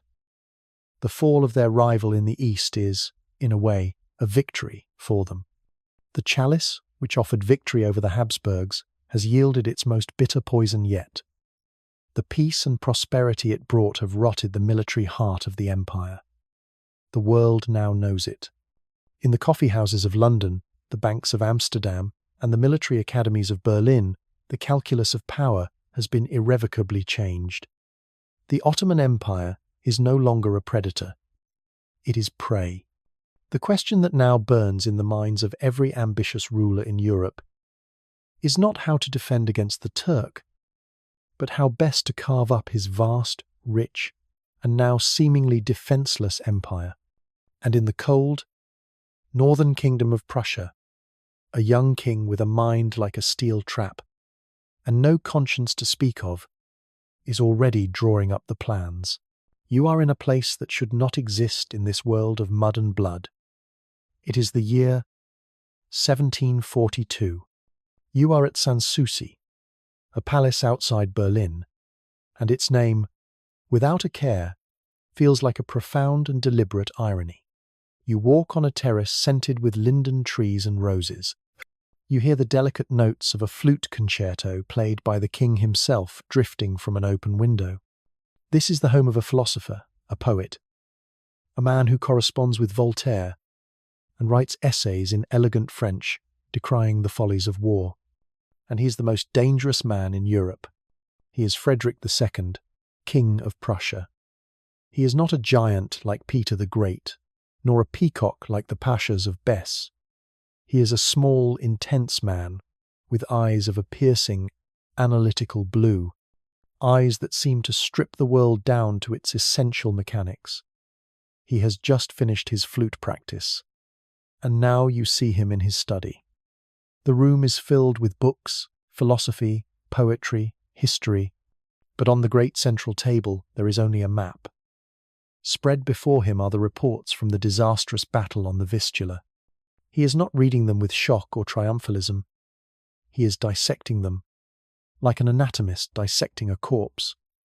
With him is his most trusted field marshal, the veteran Kurt von Schwerin. "Look here, Schwerin," Frederick says, his voice crisp and precise, a surgeon's scalpel in the form of sound. He taps the report detailing the Ottoman cavalry charge. This is not war. This is romanticism. They believe in the power of the glorious moment, the heroic individual. They sent their finest horsemen, the pride of their empire, to die on a wall of Russian canister shot. It is magnificent, and it is idiotic. He moves a finger to another paragraph, describing the flight of the Janissaries. And this is the price of victory. The Chalice, as they say. Their grandfathers conquered an empire, and now they own coffee houses in Bess. They have grown fat on the spoils. They have forgotten that the purpose of a soldier is not to be rich, but to be an instrument of the state, an instrument that obeys, that marches, that kills, without question. In his cold analysis, you see the birth of a terrifying new doctrine. He has seen the two great empires that bookend his small, sandy kingdom of Prussia. To his south and east, the Ottoman Empire, decadent, slow, spiritually hollow, its military, a corrupt social club. Further east, the Russian Empire, a brutal, peasant horde, disciplined but clumsy, a bear that wins by sheer mass, not by finesse. He realizes he cannot be either. Prussia is poor. It is small. It has no natural resources, no natural defences. It can only survive by being better, by being perfect. And so he has forged an army that is the direct antithesis of everything he despises in his rivals. You go to the parade ground at Potsdam. Here, you see his philosophy made flesh. You see thousands of men in stark blue uniforms. They are not marching. They are moving as a single organism. The infamous Prussian drill, the endless, repetitive, soul-crushing practice, has erased their individuality. They have been turned into cogs in a machine of violence when they fire their muskets. It is not a ragged collection of individual shots. It is a single, deafening crash, a thunderclap commanded by an officer's signal. An officer who, unlike Yusuf Pasha, is expected to lead from the front and die with his men. This is the ethical tension of the Iron Eagle's rise. Frederick speaks the language of the Enlightenment, of reason, of the ruler as the first servant of the state. But the state he has built is a prison. The soldier is flogged for a misplaced button. The peasant is taxed into starvation to pay for this army. The entire society has been re-engineered for one purpose: to feed, fund, and field this perfect military machine. It is a state that has mastered reason, but has forgotten mercy. It is the most modern and the most inhumane creation of the age. The Holy Roman Empire, the ancient, decentralized body that once gave a semblance of order to Germany, is dead. Its collapse, a direct consequence of the Ottoman victory at Vienna, has left a power vacuum in the heart of Europe. It has unshackled men like Frederick. There is no emperor to appeal to, no imperial diet to protest to. There is only the law of the strong. And here is the unexpected twist. In our timeline, Frederick's first great act was to seize the rich province of Silesia from Austria's Maria Theresa. But in this world, Austria is a broken rump state, huddled in the Alps. Silesia itself is a chaotic, impoverished borderland, caught between the Ottoman Eyalet and a dozen petty German statelets. It is not the prize it once was. Frederick's gaze is fixed on a different, more audacious target. He sees the German states of the old empire being pulled in two directions. The southern states are falling into the cultural and economic orbit of the decadent Euro-Ottoman court at best. The western states, in the Rhineland, are now protectorates of France. Frederick presents himself as a third option, a German option. He does not begin with a war of conquest. He begins with a manifesto, printed and distributed throughout the German-speaking lands. It is a masterpiece of propaganda. He speaks of the southern sickness, the lazy, luxurious corruption that has softened the German spirit. He speaks of the Western shadow, the cultural arrogance of the French who treat Germans as provincial subjects. He offers a new vision, a unified, disciplined German state, a Reich protected not by a distant, forgotten emperor, but by the Prussian shield. He is not just seizing territory. He is hijacking the very idea of Germany. He is forging a new nationalism, a nationalism of iron and blood, defined in opposition to the enemies he sees on all sides. He is the Iron Eagle, and he is calling all the scattered German eaglets to his nest. His first move is to liberate Saxony, a wealthy state being courted by both the French and the Ottomans. The Prussian army does not invade, it simply appears on the border. Frederick presents the Elector of Saxony with a choice. Join him in a new North German confederation, with Prussia as its protector, or be crushed between the three great powers. The choice is obvious. The Chalice of Vienna created a decadent, stagnant peace in the south. This new Prussia is its monstrous, beautiful child. It is a state forged in the recognition of its neighbour's decay. It is everything the Ottomans and the French are not. Ascetic, disciplined, ruthless, and efficient. As you stand on the terrace at Sanssouci, you realize the music has stopped. The king is back at his map table. The poet-philosopher is gone. The warlord remains. The central question of the last 50 years has been about the slow decay of the old empires. Now, a new and terrifying question emerges, written in the precise, elegant handwriting of a king who practices the flute and designs new forms of artillery with equal passion. What will happen when this perfect, soulless war machine is finally unleashed? Leave the cold, rationalist statecraft of Berlin. Travel south, back into the warm, chaotic, and infinitely more complex heart of the Ottoman Empire. The year is 1765. You are in Salonika, a city that tumbles down to the Aegean Sea in a vibrant, noisy cascade of red-tiled roofs and whitewashed walls. This is not the gilded cage of Bes, nor the paranoid labyrinth of Istanbul. This is the empire's messy, beating heart. a port where Greek, Turk, Jew, Armenian, and Slav live and trade in a dozen different languages. And in this city, a new kind of fire is being kindled. It does not burn with the hot, righteous flame of religious fanaticism. It burns with the cold, white light of reason. You are in the home of Alexios Rangab, the son of a wealthy Greek merchant who deals in cotton and olives. The house is built in the Ottoman style, with a cool, tiled courtyard and a shaded balcony. But the books that line the walls of his study are not in Arabic or Turkish.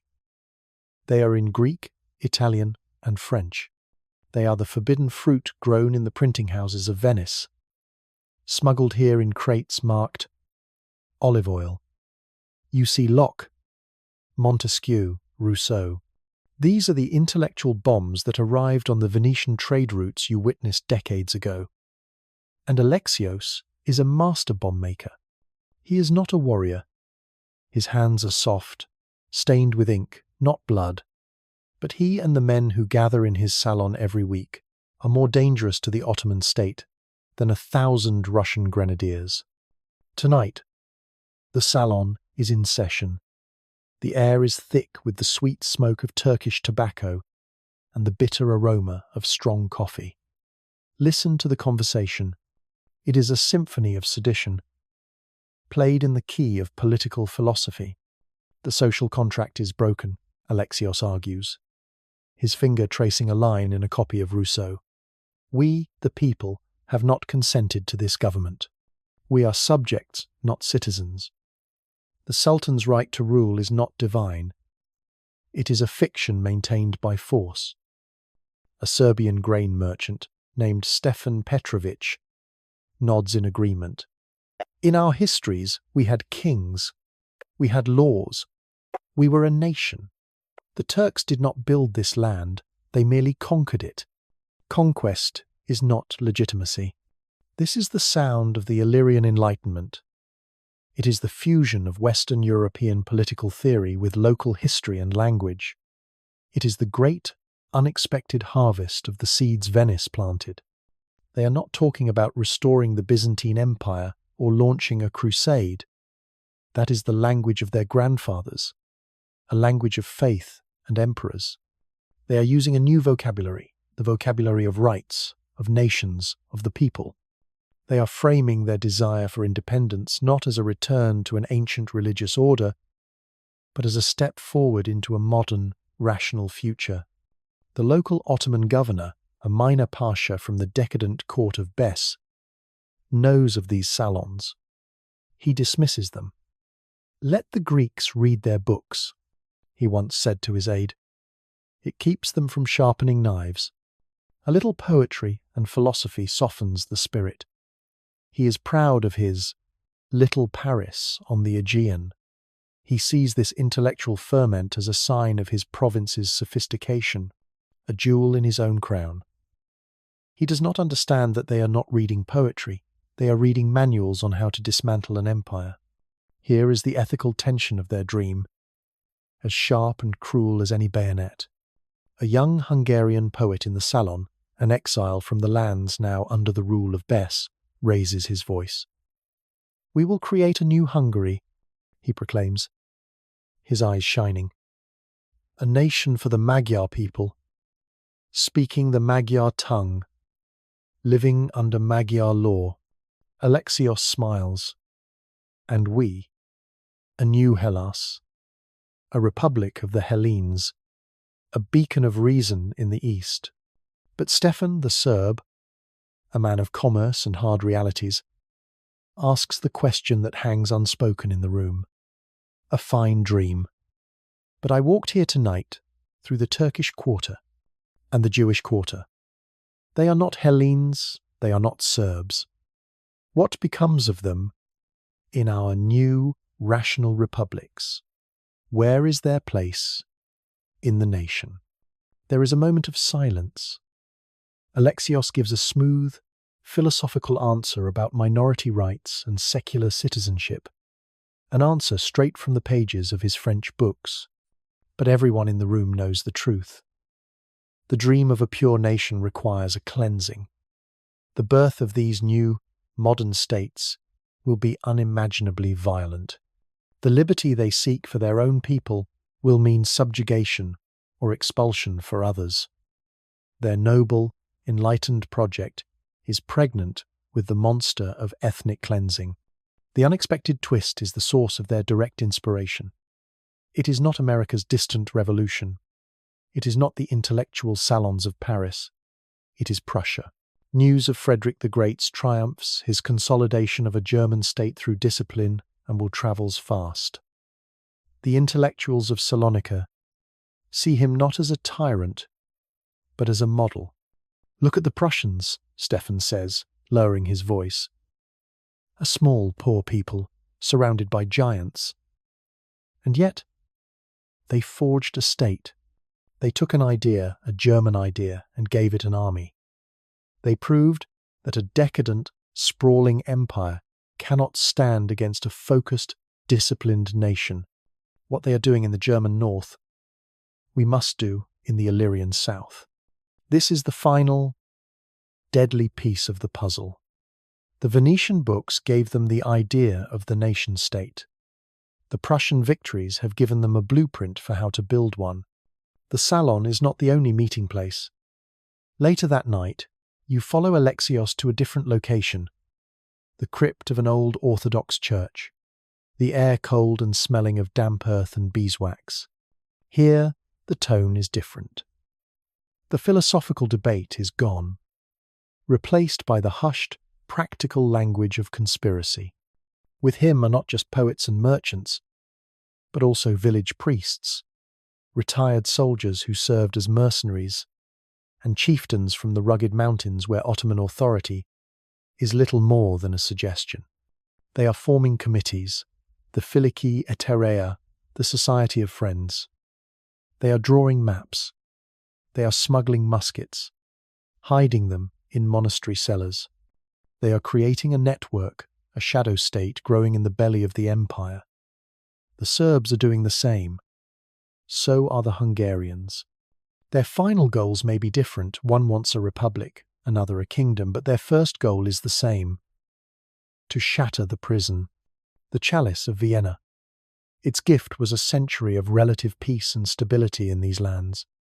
This peace allowed trade to flourish. It allowed cities like Salonika to grow into cosmopolitan centers. It allowed men like Alexios to get a Western education. It created the very conditions that allowed these revolutionary ideas to take root and grow, undisturbed, until they became a threat more deadly than any foreign army. The victory that was meant to secure the empire forever has instead incubated the forces that will tear it to pieces from the inside out. The conspiracies are now in place. The ideology is mature. The networks are established. All they need is a moment of profound weakness at the center. All they need is a trigger. The new, terrifying question is, what will happen when the Sultan in Istanbul, in a desperate attempt to fix his broken army, accidentally provides them with one? You are in the city of cities, the jewel of the world, Istanbul. It is the year 1768. The air, usually thick with the scent of spices and the sea, today carries a different odor. It is the metallic tang of fear. The new Sultan, a young, intense man named Selim III, has been on the throne for less than a year. But he has already decided that the slow, genteel rot that has afflicted his empire for 2 generations must be burned out with hot iron. He is not a product of the gilded cage of Bess. He is not a paranoid recluse from the Topkapai's inner sanctum. He was raised by a reform-minded mother and tutors who showed him not just the glorious histories of his ancestors, but the cold, hard reports from the frontiers. He has read the dispatches from the Vistula, the ones describing the shameful flight of the Janissaries. He has seen the maps showing the relentless southward creep of the Russian bear. He understands, with a clarity that terrifies his own viziers, that the Ottoman Empire is a magnificent, hollow tree about to be toppled by the first serious storm, and he has decided to become the storm himself. You are in the Divan, the Imperial Council, and the tension is so thick you could cut it with a yataghan sword. Before the assembled Pashas and Ulema, Sultan Selim unveils his plan. He calls it the Nizam-i-Sadid, the New Order. It is a proposal to create a new army, from scratch. A small, elite force, trained by French and Prussian advisors, armed with modern flintlock muskets, drilled in the terrifying mechanical tactics of the West. The proposal is met with a dead, horrified silence. Everyone in the room understands what this means. This is not a reform. It is a declaration of war on the most powerful institution in the empire, the Janissary Corps. For centuries, they were the Sultan's slave soldiers, the steel tip of his spear. Now, they are a corrupt and bloated Praetorian Guard, a hereditary caste of shopkeepers and political puppeteers who have made and unmade sultans at their whim. They are the living embodiment of the empire's decay, the very soldiers who fled in disgrace in Poland, and they will never, ever allow their power to be replaced. The Janissary Agas, their faces like thunderclouds, leave the council chamber without a word. 2 days later, the signal comes. In the great courtyard of their barracks, the Janissaries overturn their massive bronze soup cauldrons. For an Ottoman, this is the ultimate symbol of rebellion. To refuse the Sultan's soup is to refuse his authority. It is a tradition as old as the core itself. In the past, this act would send a wave of terror through the palace. Sultans would be forced to backtrack, to execute the offending vizier, to offer concessions. But Selim is not his predecessors. He has been waiting for this. He has been preparing. This is the ethical tension of his reign, brought to a bloody point. He knows that to save the empire, he must slaughter its most famous defenders. He must commit an act of horrific, state-sanctioned patricide, killing the very institution that brought his ancestors to power. He is choosing to amputate a gangrenous limb, knowing full well the patient might die from the shock. He gives the order. You are watching from a minaret overlooking the Et Meidana, the Janissary parade ground. What you witness is not a riot being suppressed. It is an extermination.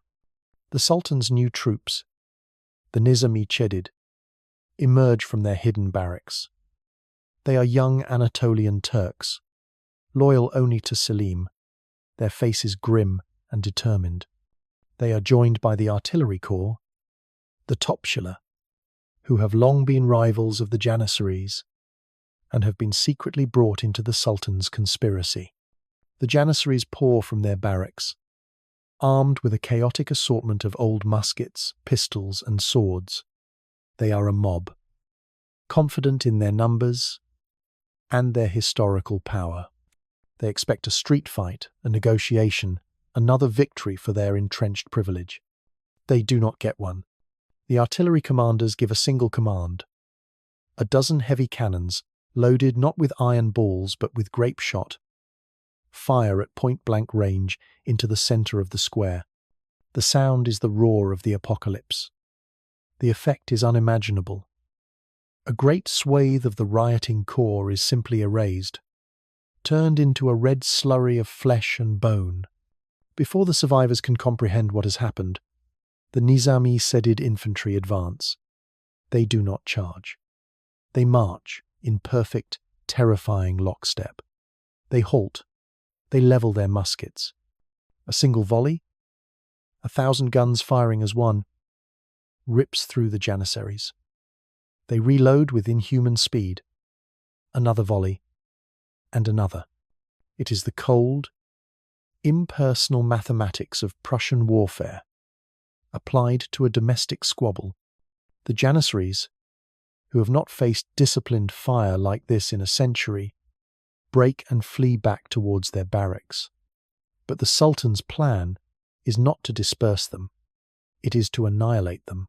The artillery methodically reduces the barracks to rubble, firing incendiary shells that turn the ancient wooden buildings into a raging inferno. Men who are not killed by the cannons are burned alive. Those who flee are cut down by the disciplined volleys of the new order. By sunset, it is over. The great Janissary corps, the scourge of Christendom, the terror of the East, is gone. Thousands are dead. The Sultan's decree declares the very name of the corps to be an eternal curse. The government calls this event the Vaka-i Hayriye, the Auspicious Incident. A great victory. A new dawn for the empire. And this is the unexpected twist. The final, most deadly dose of poison from the Chalice of 1683. The Sultan has succeeded beyond his wildest dreams. He has surgically removed the tumour, but in doing so, he has bled the patient white. The Janissaries were not just a single corps in Istanbul. They were a vast, empire-wide network. They garrisoned every major fortress from the Danube to the Euphrates. They possessed the institutional knowledge of how to fight, how to build forts, how to manage supply lines. They were corrupt, yes. They were ineffective, yes. But they were there, and now they are gone. In a single bloody day, Sultan Selim has shattered the spine of the old imperial system. He has his new army, yes, but it numbers perhaps 10,000 men, most of them still green. The vast frontiers of his empire are now defended by ghosts. The fortresses are unmanned. The veteran officers, even the incompetent ones, are dead or in hiding. He has wiped the slate clean, only to discover he has no chalk left to write with. The news of the auspicious catastrophe travels like wildfire. It travels up the Danube to Bes, where the decadent Janissary landlords are purged in a series of smaller brutal massacres. It travels east to Baghdad. But most importantly, it travels to the salons of Salonika and the mountain hideouts of Serbia. Alexios Rangabe, the Greek intellectual, hears the news from a Venetian sailor. He gathers the leaders of the Philiki Eterea in the crypt of the church. The air is electric. "Brothers," he says, his voice shaking with the magnitude of the moment, "the Cyclops has blinded itself. The Sultan has done our work for us. He has destroyed his own army. The moment we have prayed for, the moment we have planned for, is here. Our long night is over. The Sultan drank the chalice of reform to save his empire. And the poison it contained was the perfect opportunity for his enemies. The core question is no longer internal. It has become brutally external. The empire is now defenseless. Its immune system purposefully destroyed. What happens when every disease it has been incubating for a century decides to erupt all at once? You are in a city of porcelain and music, a jewel of the German Baroque, Dresden. It is the autumn of 1770, and the leaders of the new European order have gathered, not for a ball or a concert, but to preside over the slow, methodical dissection of a living empire. You are an aide to the French foreign minister, the Duc de Choiseul, and your job is to take notes as history is being written with the cold precision of a surgeon's blade. The mood in the Japanese palace, where the conference is being held, is not one of frantic crisis, but of calm, predatory opportunity. The news of the Sultan's auspicious catastrophe has been fully digested. The initial reports of nationalist uprisings flaring up across the Balkans have confirmed what every spy chief in Europe already suspected. The Ottoman Empire is hollow. It is a house whose foundations have been washed away in a flood of its own making. The three men at the centre of the room represent the new trinity of European power. There is your master, the elegant, cunning Duc de Choiseul, representing a France that has grown rich and powerful in the shadow of the Ottoman peace. There is Count Nikita Panin, the foreign minister for Russia's new empress. Catherine the Great. He is a bear of a man, patient and implacable, the inheritor of Peter the Great's southern ambition. And finally, there is the man who called this meeting, the man whose mind is the engine of this entire process. Frederick the Great of Prussia. He is older now, his face etched with the cynicism of 100 political battles, but his blue eyes have lost none of their terrifying clarity. They are not here to contain the Ottoman threat. That is the language of the previous century. They are here to manage its collapse. Gentlemen, Frederick begins, his voice devoid of any emotion. We have a corpse on our doorstep. If we do not arrange for a swift and orderly burial, the stench will poison us all. His burial is a euphemism for dismemberment. The core idea he presents is simple and shocking in its audacity. He proposes a formal, coordinated partition of the Ottoman Empire's European territories, not a chaotic land grab, but a rational, enlightened division of the spoils, designed to maintain the balance of power between the three of them. This is the great, bitter irony of the Chalice. For a century, the Ottoman victory at Vienna created a stable, if decadent, order in southeastern Europe. It ended the Habsburg-Ottoman wars that had defined the continent's politics. Now, the internal decay caused by that very victory has become so profound that the European powers are stepping in, not as enemies, but as receivers in a bankruptcy, to prevent the chaos of its dissolution from spilling over. Count Panin, for Russia, speaks next. He unrolls a map, and his finger traces a greedy line down the Dnieper, across the Black Sea coast to the mouth of the Danube. Her Imperial Majesty, as the protector of the Orthodox peoples, has a sacred duty, he intones, though everyone in the room knows he is talking about warm water ports and strategic territory. He claims the lands that would become known as Novorossia, plus a protectorate over the principalities of Moldavia and Wallachia. The Duc de Choiseul, for France, makes a more subtle but no less ambitious play. He speaks of spheres of influence. France, he argues, has deep commercial and cultural ties to the Levant. He proposes that France take on the burden of administering the coastal regions of Syria and Egypt, securing the vital trade routes to the east. It is colonialism dressed up in the language of civic responsibility. And Frederick?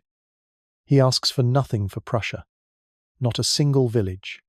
This is his masterstroke, the move that reveals the true depth of his genius. He presents himself as the honest broker, the disinterested party seeking only to maintain peace and order. My kingdom is in the north, he says with a thin smile. The affairs of the Balkans are of little concern to us. Our only interest is in the stability of Germany. And with that he lays his true price on the table. In exchange for his diplomatic blessing for the Russian and French acquisitions, he demands one thing: their recognition of his newly formed North German Confederation. He wants their formal acceptance of Prussia's annexation of Saxony and its protection of a dozen other German states. He is trading away pieces of an empire he never wanted for the consolidation of his own. He is using the Ottoman corpse to legitimize the birth of a German one. Here is the ethical tension, cold and sharp as the Dresden air. There are no Ottoman representatives in this room. The peoples whose fates are being decided, the Serbs, the Greeks, the Bulgarians, the Arabs, are not consulted. They are treated as pawns on a chessboard.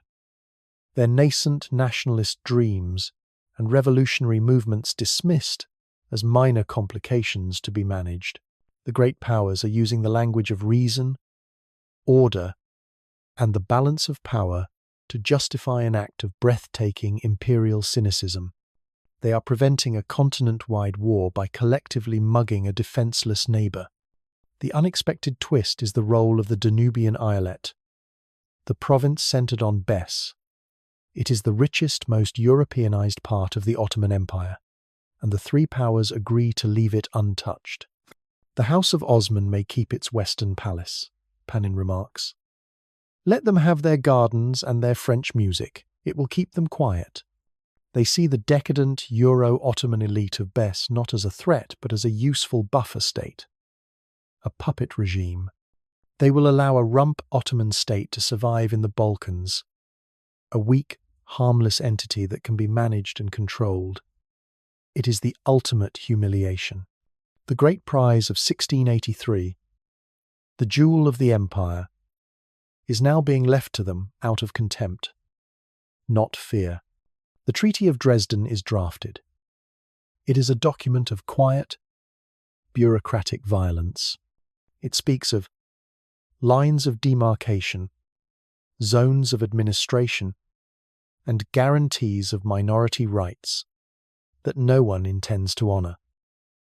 It is the death sentence for the Ottoman Empire in Europe, signed and sealed by the very powers its victory once terrified.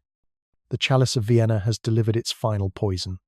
The victory that was meant to project Ottoman power into the heart of Europe has instead led to a decay so profound that it has invited Europe into the heart of the Ottoman Empire. The conquest that removed one great rival, the Habsburgs, ultimately created three far more dangerous ones who have now colluded to become its executioners. The treaty is signed. The maps are redrawn. The couriers are dispatched.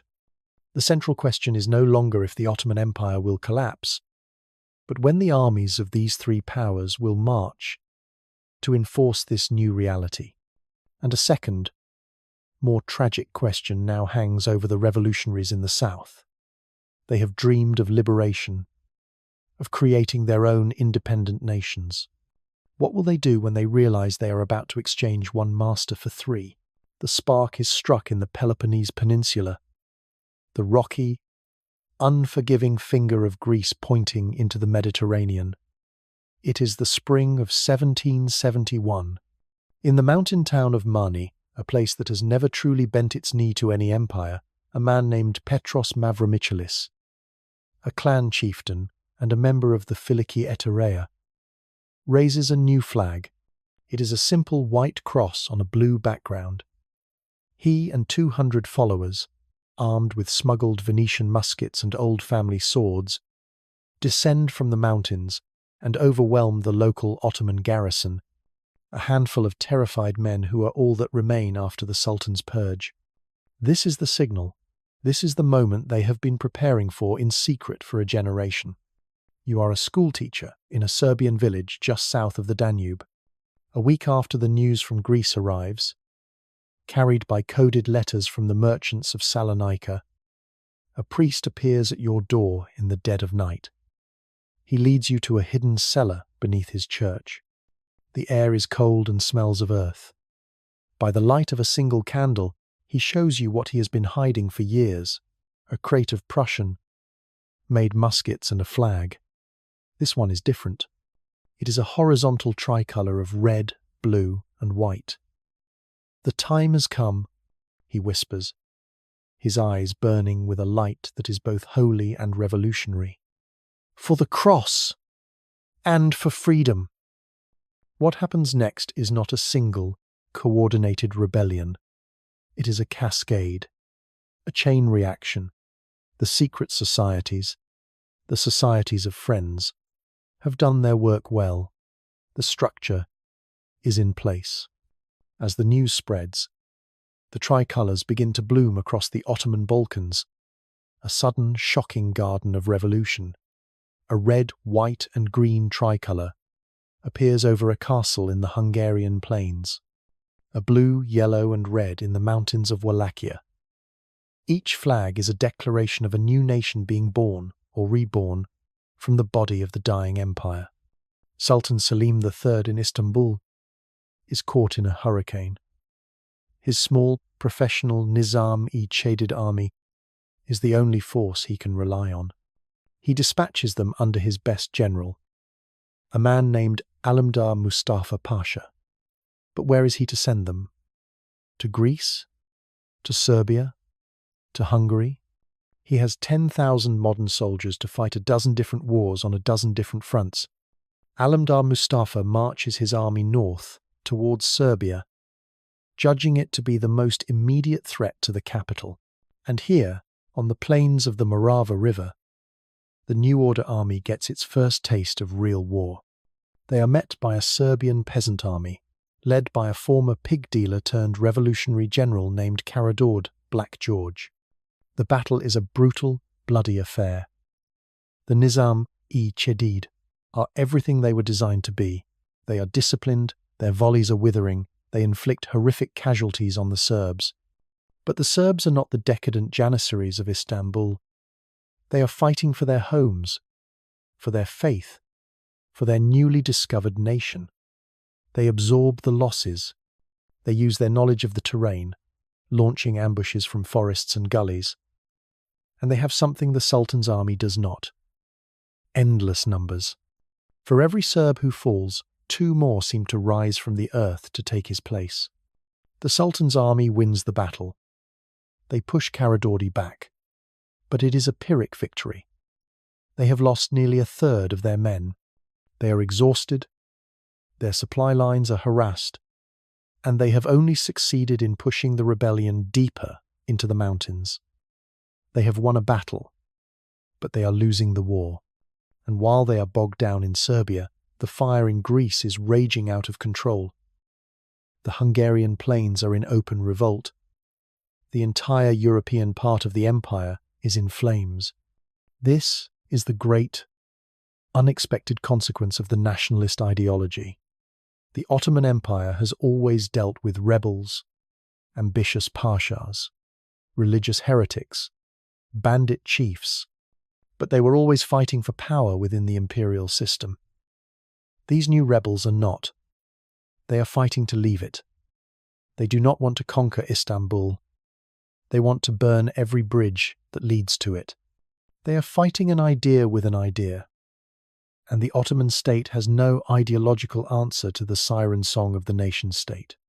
The ethical tension of this moment is horrific. This is not a war of professional armies. It is a war of peoples. You are in a Greek village in the Peloponnese that has just been liberated. The local Turkish administrator and his family, people whose ancestors have lived here for 200 years, are dragged into the village square. They are not Turks in the way an Anatolian peasant is a Turk. They are Greek-speaking Muslims, their blood mixed for generations. But in the cold, clear logic of the new nationalism, they are the other, the enemy. They are massacred. Their home is burned. Their mosque is torn down. A week later, a rumour of a Turkish counterattack sends a wave of panic through the village. An old woman is accused of being a spy because her grandmother was a Muslim convert. She is stoned to death. The dream of a rational, enlightened republic is being born in a bloodbath of paranoia and ethnic hatred. And while the peoples of the Balkans are bleeding for their new flags, the great powers watch from Dresden with a mixture of satisfaction and mild alarm. The chaos is unfolding even faster than they had anticipated. The Ottoman Empire is not just collapsing, it is disintegrating. The time has come to enforce the partition. From the north, a Russian army, vast and slow-moving, crosses the Dniester River, not to help the Orthodox Serbs or Greeks, but to secure the Black Sea territory promised to them in the treaty. They march into a landscape already torn apart by local wars, and they begin to impose their own brutal order. From the west, a French fleet appears off the coast of Egypt and Syria. They are not liberators. They are administrators. They land marines to secure the port cities, taking over the customs houses and tax offices from the bewildered and leaderless Ottoman officials. The Chalice of Vienna. It gave the Ottoman Empire a century of peace. That peace allowed the subject peoples to forget the brutality of the initial conquest. It allowed them to grow prosperous, to educate themselves, to dream. It created the perfect incubator for the nationalist virus. Then, The internal poison of the victory led to the destruction of the empire's immune system, the Janissaries. And now, the Cascade has begun. The body is in seizure, and the vultures who have been watching from afar are finally descending to claim their share. The question is no longer about the Ottomans. Their fate is sealed. The new, agonizing question is for the revolutionaries. Karađorđe, wounded and retreating into the mountains of Bosnia, receives an envoy from the Russian general. The Russian offers fraternal aid in the name of their shared Orthodox faith. But the price is that the new Serbian state must accept the Tsar as its ultimate protector. It must align its foreign policy with St. Petersburg. It must become a client state. The Serbian leader, a man who has just seen thousands of his people die for the dream of a free and independent Serbia, is now faced with a terrible choice. Has he led his people out of one empire, only to deliver them into the hands of another? You are standing on the Kallenberg Heights, the very spot where Jan Sobieski watched the ruin of his army over a century ago. It is the summer of 1773. The Vienna woods are lush and green, but the city below you, Bess, is dying. A ring of iron and fire has been drawn around it, and this time there will be no miraculous relief. The army that is strangling the city is not a coalition of crusaders. It is a single, unified force, a machine of grey and blue. It is the combined army of the Russian Empire and the Prussian-led North German Confederation. The two eagles, one double-headed, one iron-black, have come to finish the story that began here 190 years ago. The commander of the Russo-Prussian forces is not a flamboyant king or a holy warrior. He is Pyotr Rumyantsev, a Russian field marshal who learned his trade in the brutal school of the 7 Years' War. He is a professional soldier, a master of logistics and artillery. He does not speak of God or glory. He speaks of firing tables and supply lines. His approach to this siege has been one of cold, inexorable geometry. He has encircled the city, cut it off from the river, and is now, with the help of his Prussian engineering corps, systematically blasting its defences to dust. Inside the city, the atmosphere is one of surreal denial.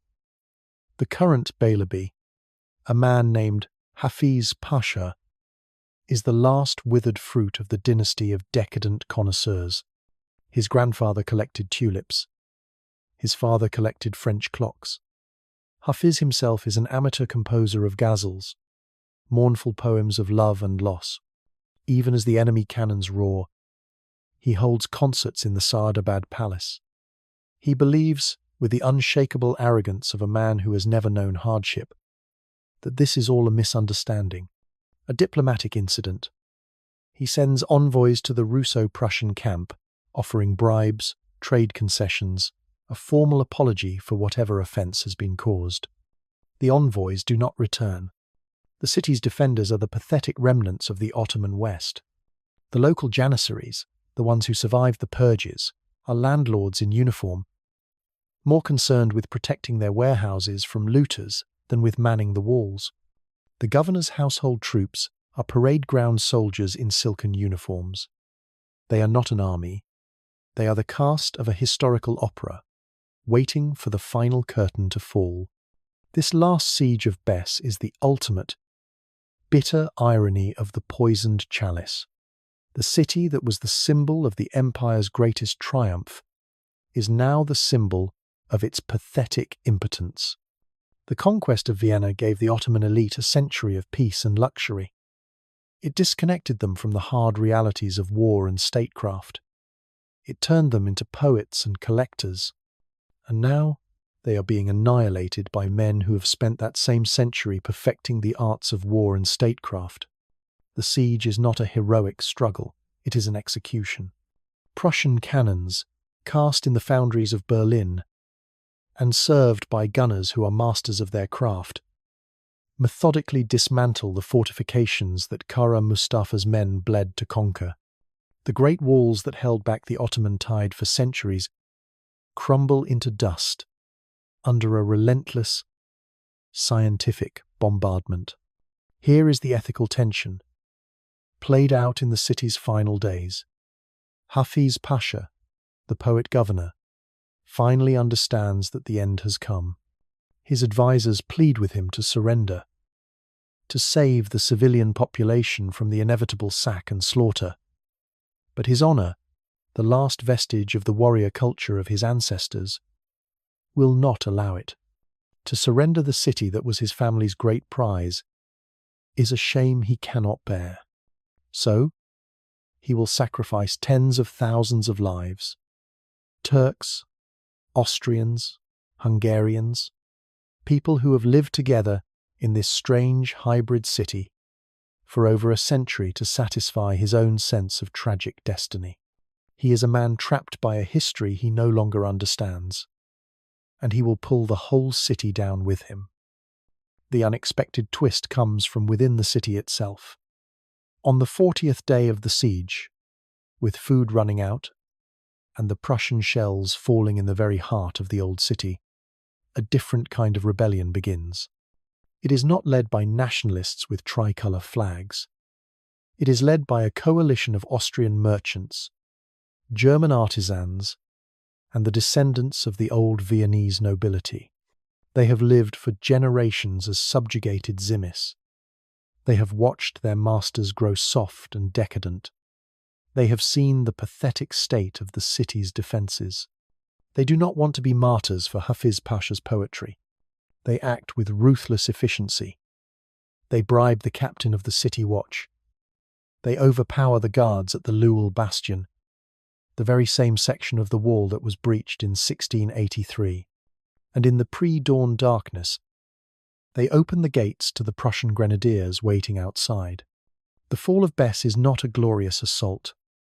It is an inside job. The city is not conquered. It is surrendered by its own original inhabitants. You are with the first Prussian troops to enter the city. There is no resistance.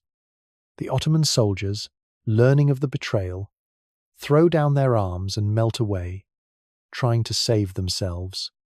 You march through the same streets that Kara Mustafa's army once plundered. But you are not here to loot. You are here to impose order. The Prussian military police, the feared Feldjäger, are right behind you, enforcing absolute discipline. There will be no sacking of this city. It is too valuable. It is the new southern capital of the German sphere of influence. You reach the Hofburg Palace. Hafiz Pasha is there, in his grandest silken robes. He has poisoned himself, a final, theatrical act of defiance.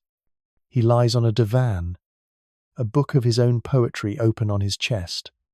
He looks not like a defeated warrior, but like a tragic character from one of the Italian operas he so loved.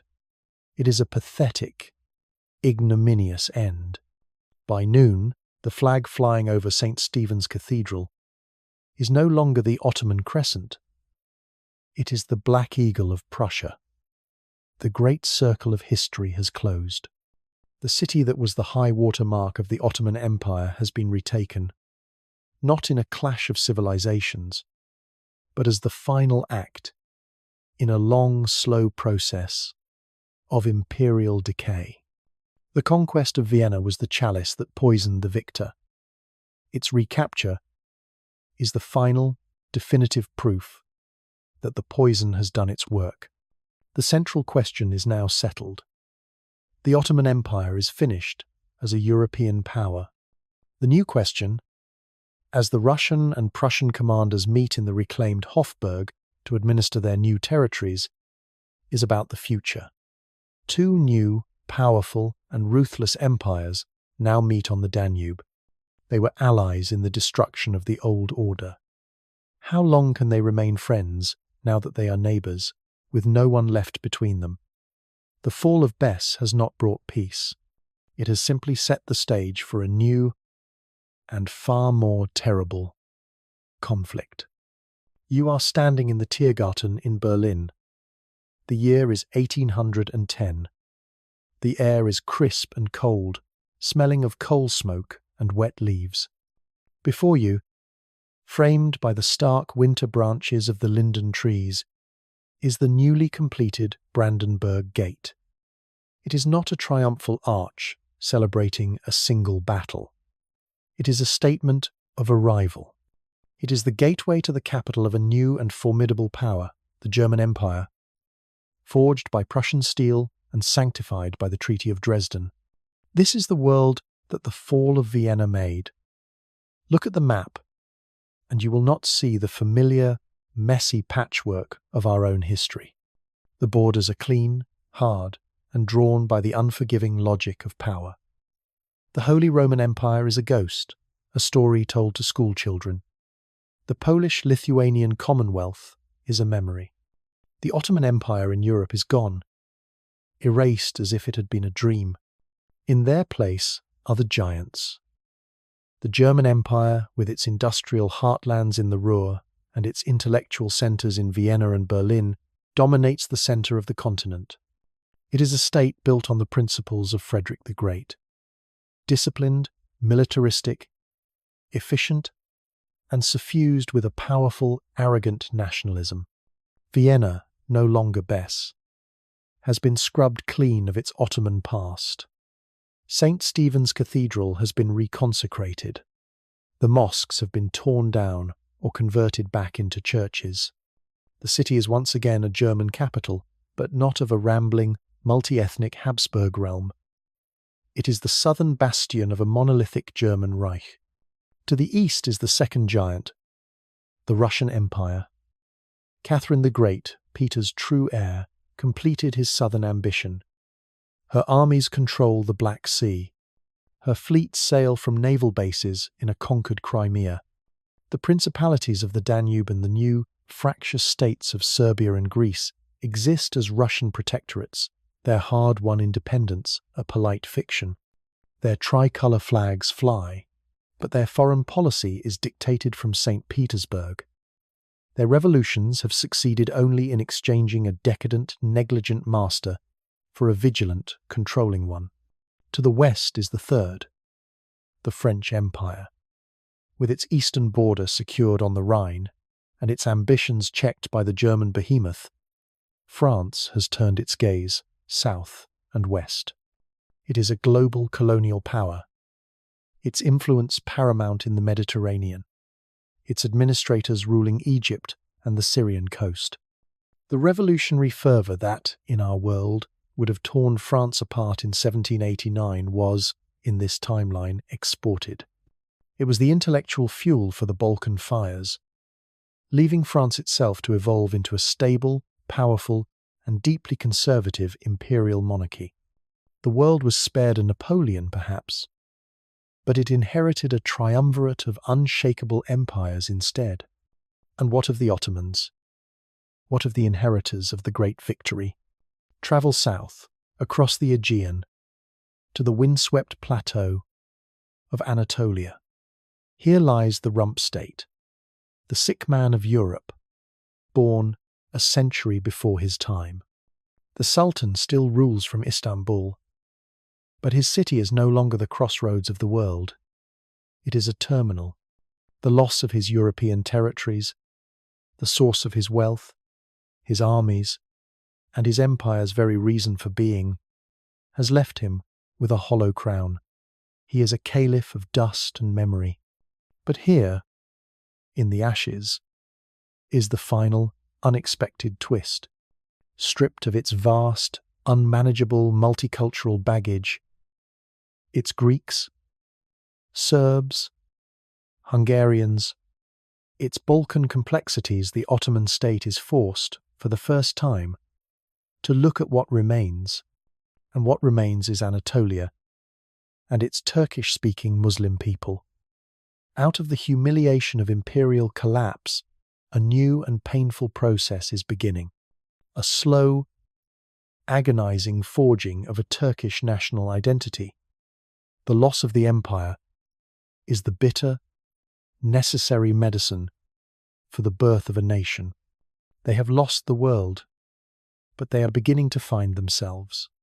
And now, stand back and see the terrible, perfect architecture of it all.